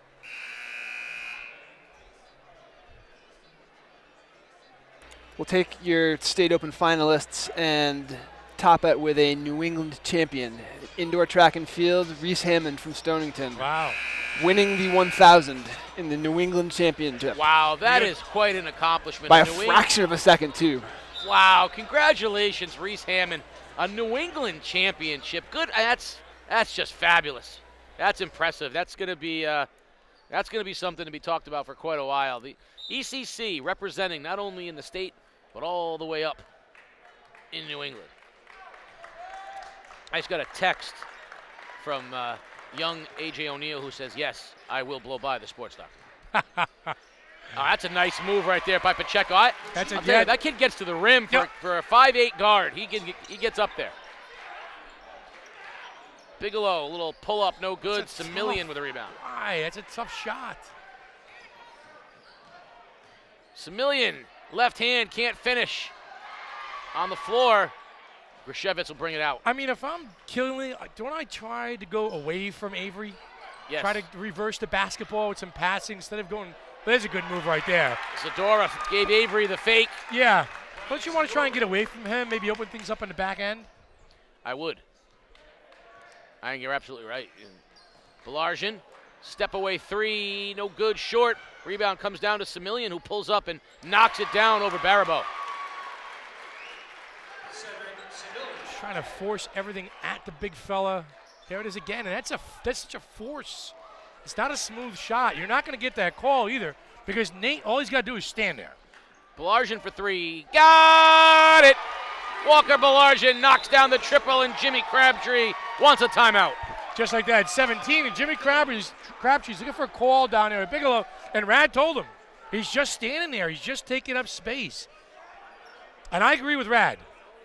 That's a frustration timeout. It's a frustrated group, and you've got to get your offense away from going at number 41. Get Yanni Baribeau freed up on the baseline. Look for him. Make that extra pass, because if Avery's coming out, and if he's coming out of the paint to take on the Charger, whether it's Bigelow, he's got to be open in the back end. Yeah, you're 100% right. And, as long as you allow Avery to set up shop in the middle, you're not going to see a lot going on because he's just takes up so much space. Yeah. Score. Points. You all right? Who had the last bucket? The last three was by Belargin. Belargin. Hit the last three. Before that, Pacheco scored at the basket. Just blame Mike tomorrow, Pete. You blame Mike? Peter Wappy, our producer, doing 17 things today. Yeah, so I thought I'd try to do stats. No, I blame the 6 things I'm trying to do at once. We could keep track of the points probably better than you can. Probably you could. Well, let's take that on then. Let's take that roll. Grab that pad back, Sports Doctor. Let's go. That pad's incomplete. Thank you, Peter. We'll get it updated at the end of the third quarter. Nice look. Grishevitz blocked, weak side, Semillian, Baribeau there. And that's where I want Baribeau. I want Baribeau getting down and dirty. You know what he was right there? Yanni on the spot. Yeah, he was. Thank you very much. Dumped inside Avery. And good defense that time by Preston, who slapped it away as he went up in the air. Stay here with the Saints. Belargin dumped into Avery. He's got good position. Kicks out. Semillian pull up, and we're going to get an offensive foul. A little shove on Cedric Semillian. Gave the little left-hand arm bar, pull up jump shot. I'm a fan of that move.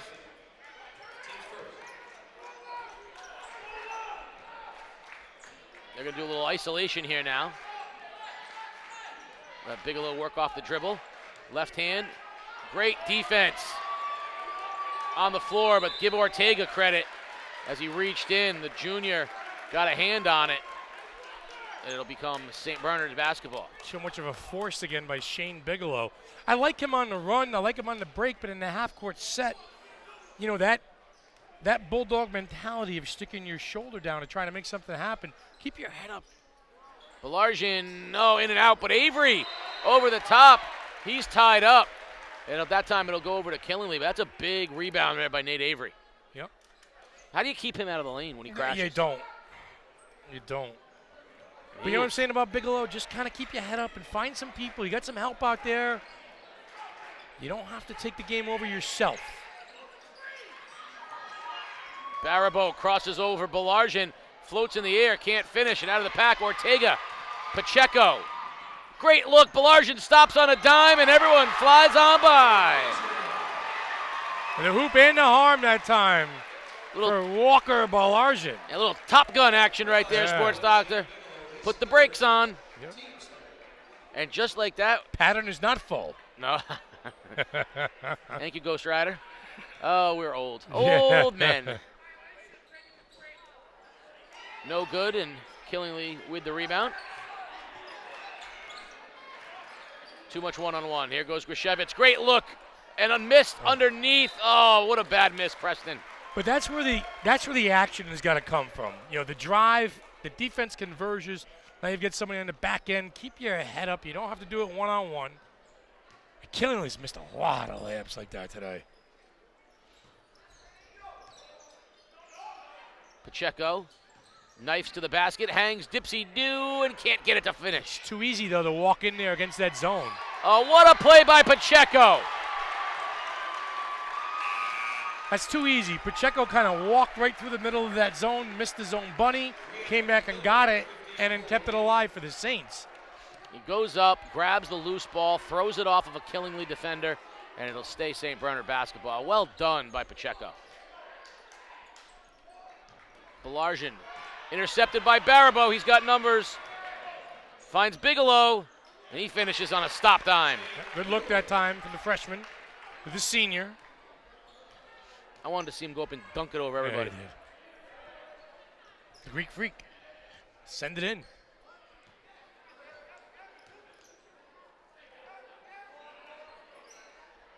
Pacheco, a little one-on-one action here now. St. Bernard seems content to take this 15-point lead, at least going into the fourth quarter. No hurry. Ortega now pressured. Splits a double team, finds Avery. Clearly the word was last shot, because Avery that time had a chance to spin to the basket. Instead, back to Pacheco, and it will go to 10 seconds. There's a high screen. Pacheco hangs, kicks. Semillian blocked by Baribeau. Yanni. Freshman on freshman right there, is it? Go up and get it, young fella. These two are going to see a lot of each other over the next few years.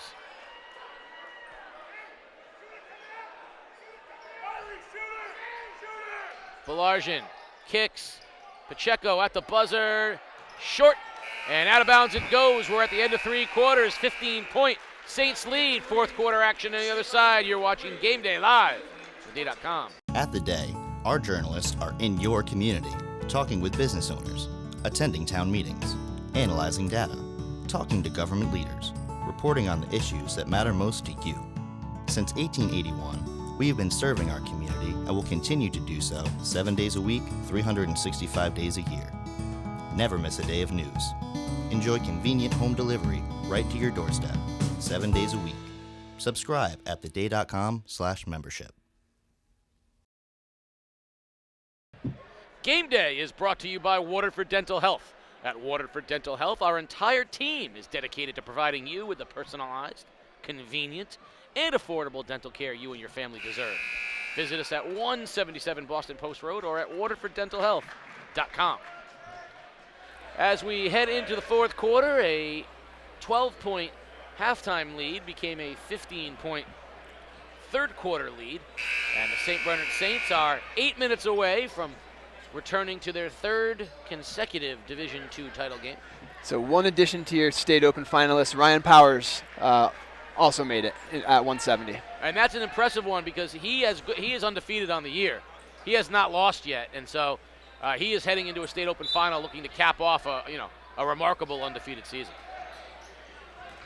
I was a little surprised because Braden O'Brien has had won back-to-back and moved up in a weight class this year, and obviously just couldn't quite get it done, but loses in the final, or in the semifinals rather.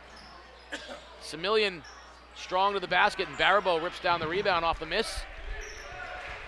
Grishevitz.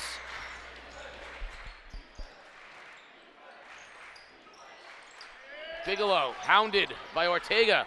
Bigelow splits Avery and finishes at the rim. 18 for Bigelow now. Unofficially, but officially. Peter.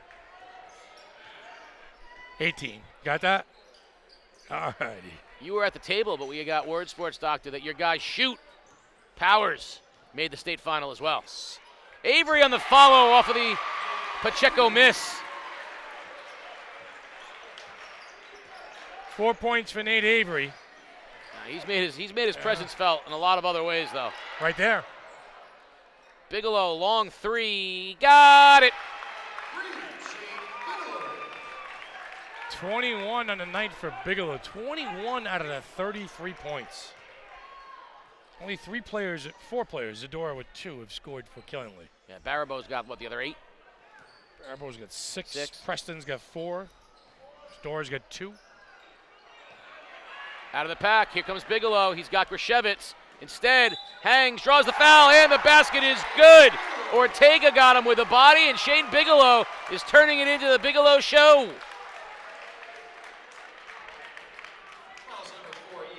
That is just pure control in midair.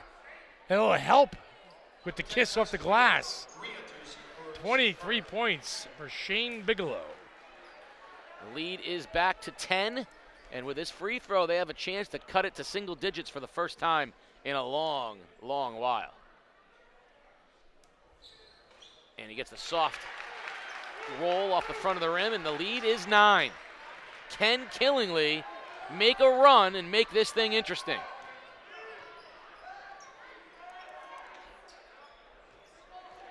All right, now St. Bernard's going to make him come play him. High screen, Semillian. Oh, C smooth with the left hand at the rim. 11 for Semillian. Pretty good game. Grishevitz, they're going to call a foul on the floor. Foul's on Semillian with a shove, and it'll be Killingly ball underneath the basket. That's a third foul on Semillian.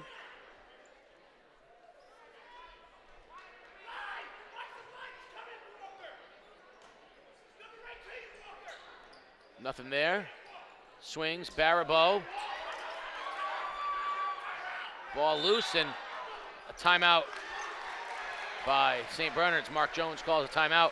Bad job that time, Killingly on the inbound pass, turning it over. Fitch Falcons over there to our right, coming into the gymnasium.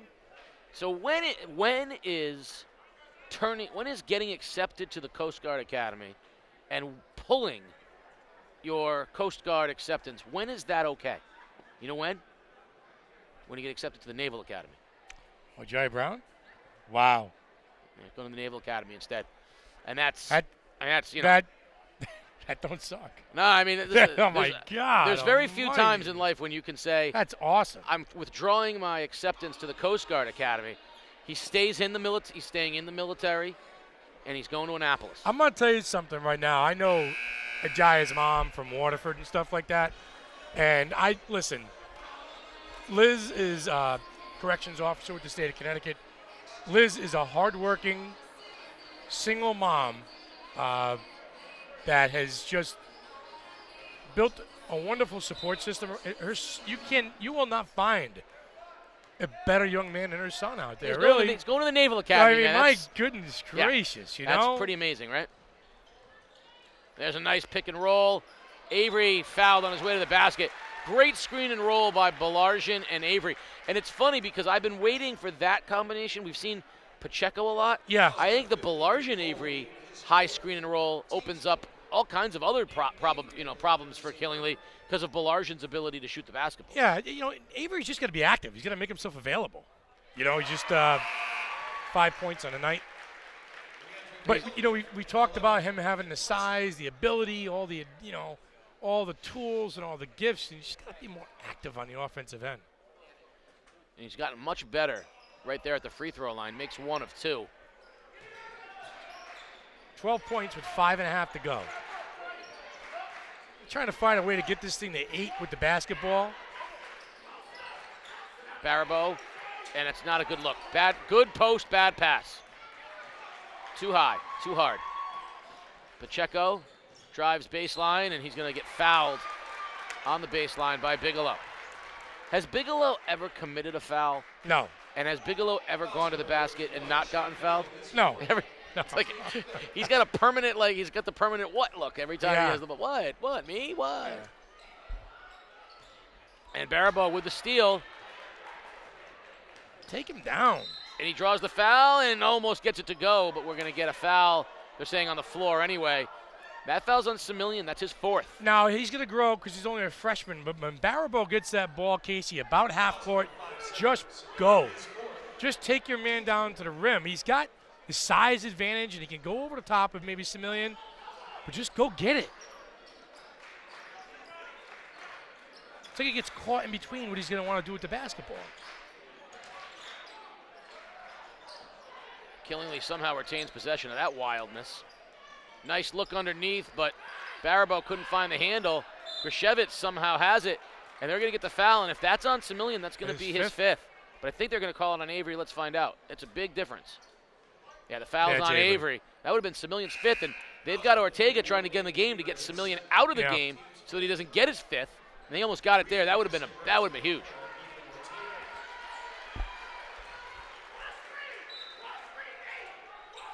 Trying to free up Barabo. Nothing there.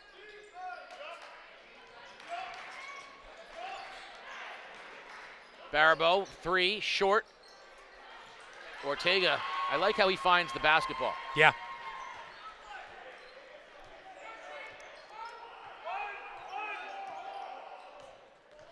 And with 4.5 minutes remaining, they're going to make Killingly come out and play him.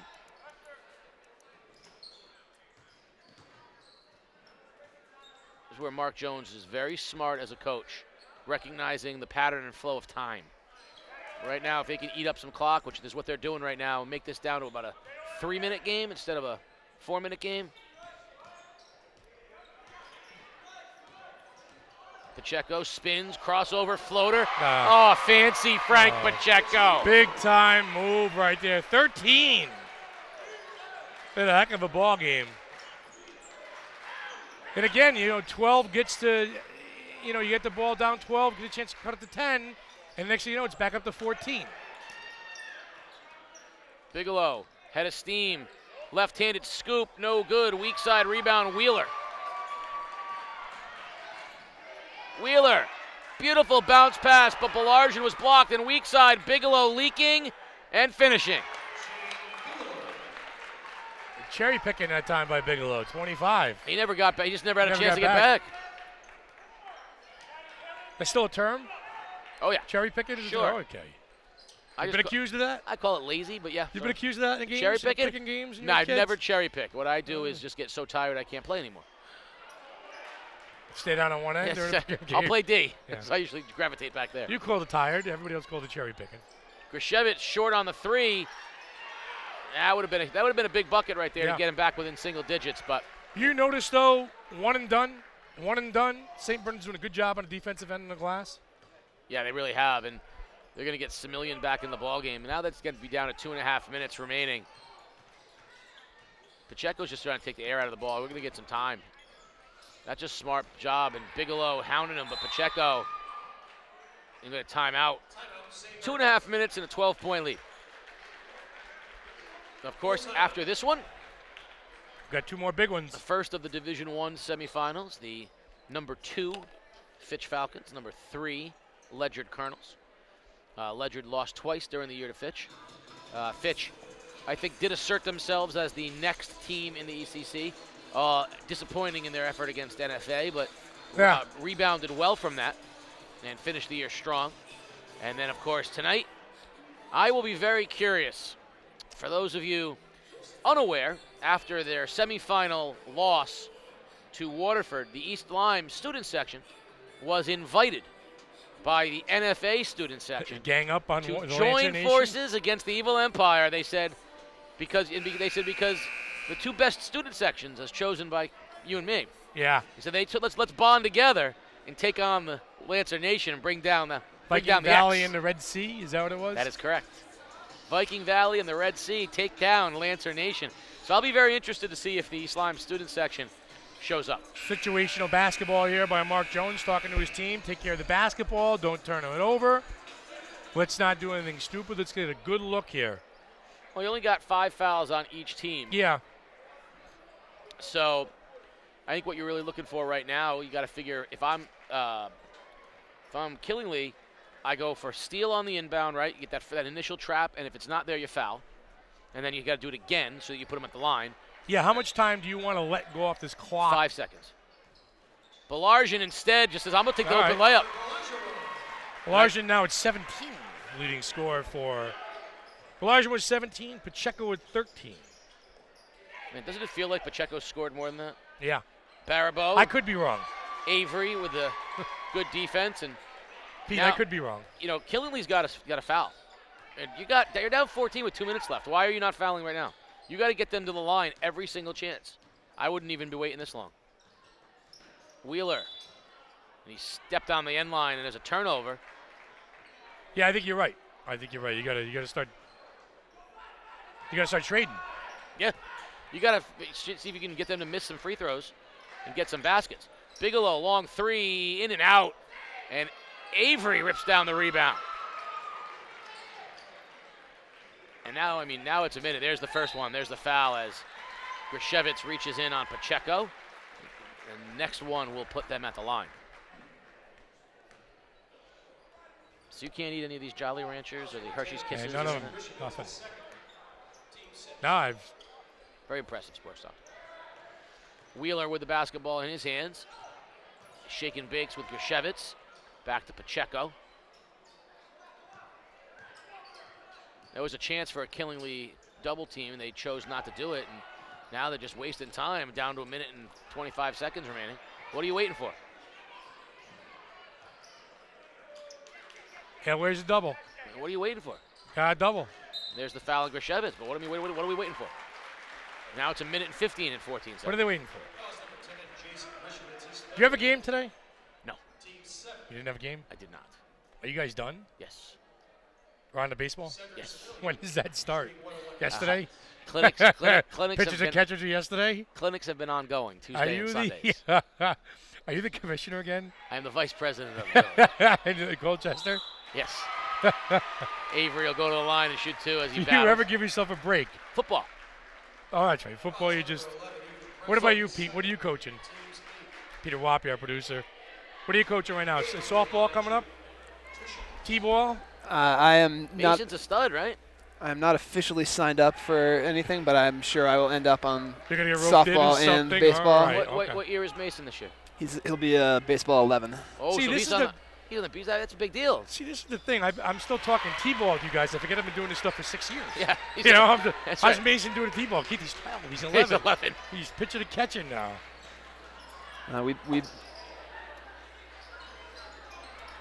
We've been out in the driveway. All right, there you go. Hitting into the net. Yeah. Throwing a little bit. Yeah. Doing some hand-eye stuff, getting ready for softball. There you go. Okay. So you get any chance you get roped into both? Almost certainly. It's can I avoid being a head coach in both? Yes, that's right. Yeah, that's right. Yes. Now you're the head coach of Little League? Yeah, I'm the vice president I of get Little thrown League. out last year. Whoa, hey. Yeah, I did not. I did not get thrown You out got suspended last year. You're stickler for the rules. I'm sorry about that. I'm picking a scab off an old wound. I should not be doing that. I made you laugh, though. You did make me District champion Colchester. That's right. Thank you. Okay. I stand corrected. All right, so this is going to be St. Bernard's third crack at as of right now. No, this one's over. Okay, it's going to be the third straight crack at the Division II final. From what I saw with Plainfield, I kind of like their size up front with Avery. You know, obviously the Brent Weldy's got a little bit of size. But Mark Jones has got a nice little team here, and they're young. They're not senior laden. They're not very deep, but they're okay. I mean, they're okay. Do you have results at Plainfield? Yeah, so Plainfield lost twice to St. Bernard's. The first time at St. Bernard, they got whacked, 20 point same win. They made it as close as 10. The 53-44. The last time that Plainfield and St. Bernard played, it was a 60-50 St. Bernard win. It's not a great match. I mean, St. Bernard's a tough matchup for Plainfield because Plainfield saw, and Avery really negates the big man of Plainfield, and the speed of St. Bernard's is a problem for Plainfield. Yeah. But house money, man. House money at the Mohegan Sun, you know? Yeah, have some fun. And then, you know, we talked about Bobby Aramoni, his first trip to Mohegan. I think Mark Jones' first trip to Mohegan, too. You know, he's never been there as a player. He was, you know, when they went for a state championship, he played back at Central. And Mark Jones was at NFA. They lost to a Harding team. You did? Yeah, but they were in the... Yeah. They were in Oh, the I'm sorry. Yeah, all right. I got you. Yeah. Right, okay, I'm sorry. Grant Kennedy Berry with the basketball. The freshman, another freshman for St. Bernard's. The freshman class at St. Bernard's has got a few basketball players on it. St. Bernard's beat last year to win the Division II championship, Pete. Who did they beat last year? Stonington. In a great game, high-scoring game. Thriller. Thriller. R.J. Perilla. Yeah, that was a great game. 3 straightaway is good by Chris Lackner.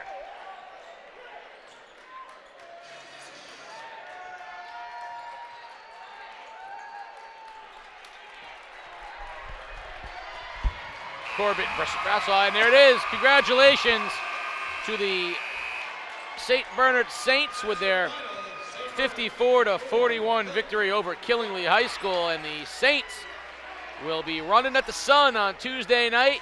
They will take on the Plainfield Panthers in the Division II ECC Championship game at the Mohegan Sun on Tuesday. So Mark Jones and his crew in their third consecutive ECC Division II championship.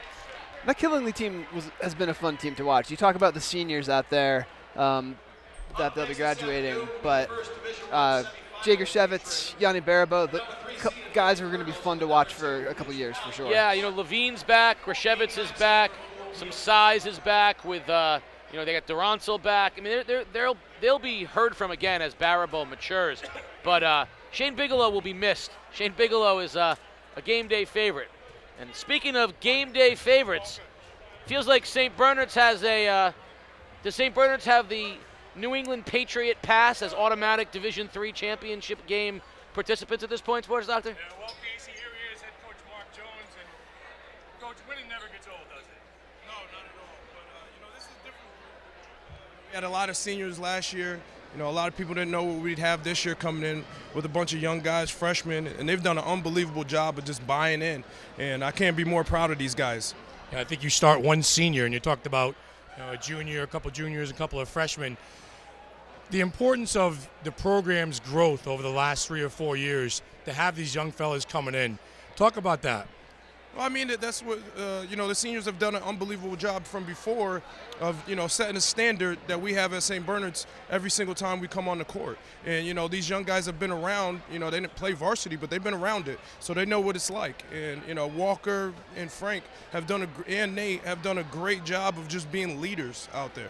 Walker Belarjan, you made your brother proud out there, I'm sure. But, talk about the unselfish play this team has on both ends of the floor. It's awesome. I mean, we're all scorers. We can all score. And if someone's not having a good game, someone else is. So, we don't have a best player on the team. We have 5 guys that can all play. We even have the bench. Like our bench is crazy. I mean, our guys can just play. I mean, we are really talented. So. Yeah, Mark, these are second and third time around seeing your opponents. I'm sure every time they throw something different at you, Bobby Aramoni and his Plainfield group, he's been around a long time. His first trip to the Mohegan Sun, at this stage of his career, I'm sure that he's going to be prepared for you guys and give you guys a good game. Oh, yeah. I mean, they're really good. I mean, we've played them twice, and they've both been good games. They got a lot of skilled players, and, just watching them, they competed today, and they played at a high level. So, we'll go back and we'll prepare, but, we want to relish in this one for a little while. And I'm sure it's extra exciting to get a chance to play at the Mohegan Sun again.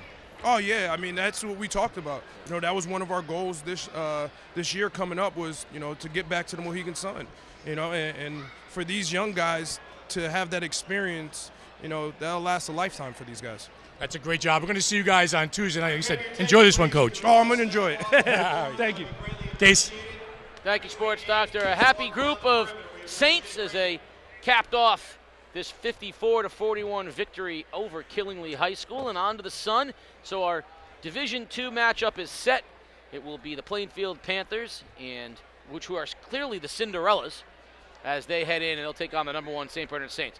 We'll be back here about 35 minutes from now for the first of your Division I semifinal basketball games. A 4 o'clock tip as the number 3 Ledyard Colonels and the number 2 Fitch Falcons will duke it out here at the X. The crowd will be filtering in. We can expect a good one. And, of course, 6 o'clock tonight, number 1 undefeated NFA and number 4 two-time defending state champ Waterford in what has the makings of, well, let's just call it electric. So come on back about a half an hour from now. You've been watching Game Day live on day.com.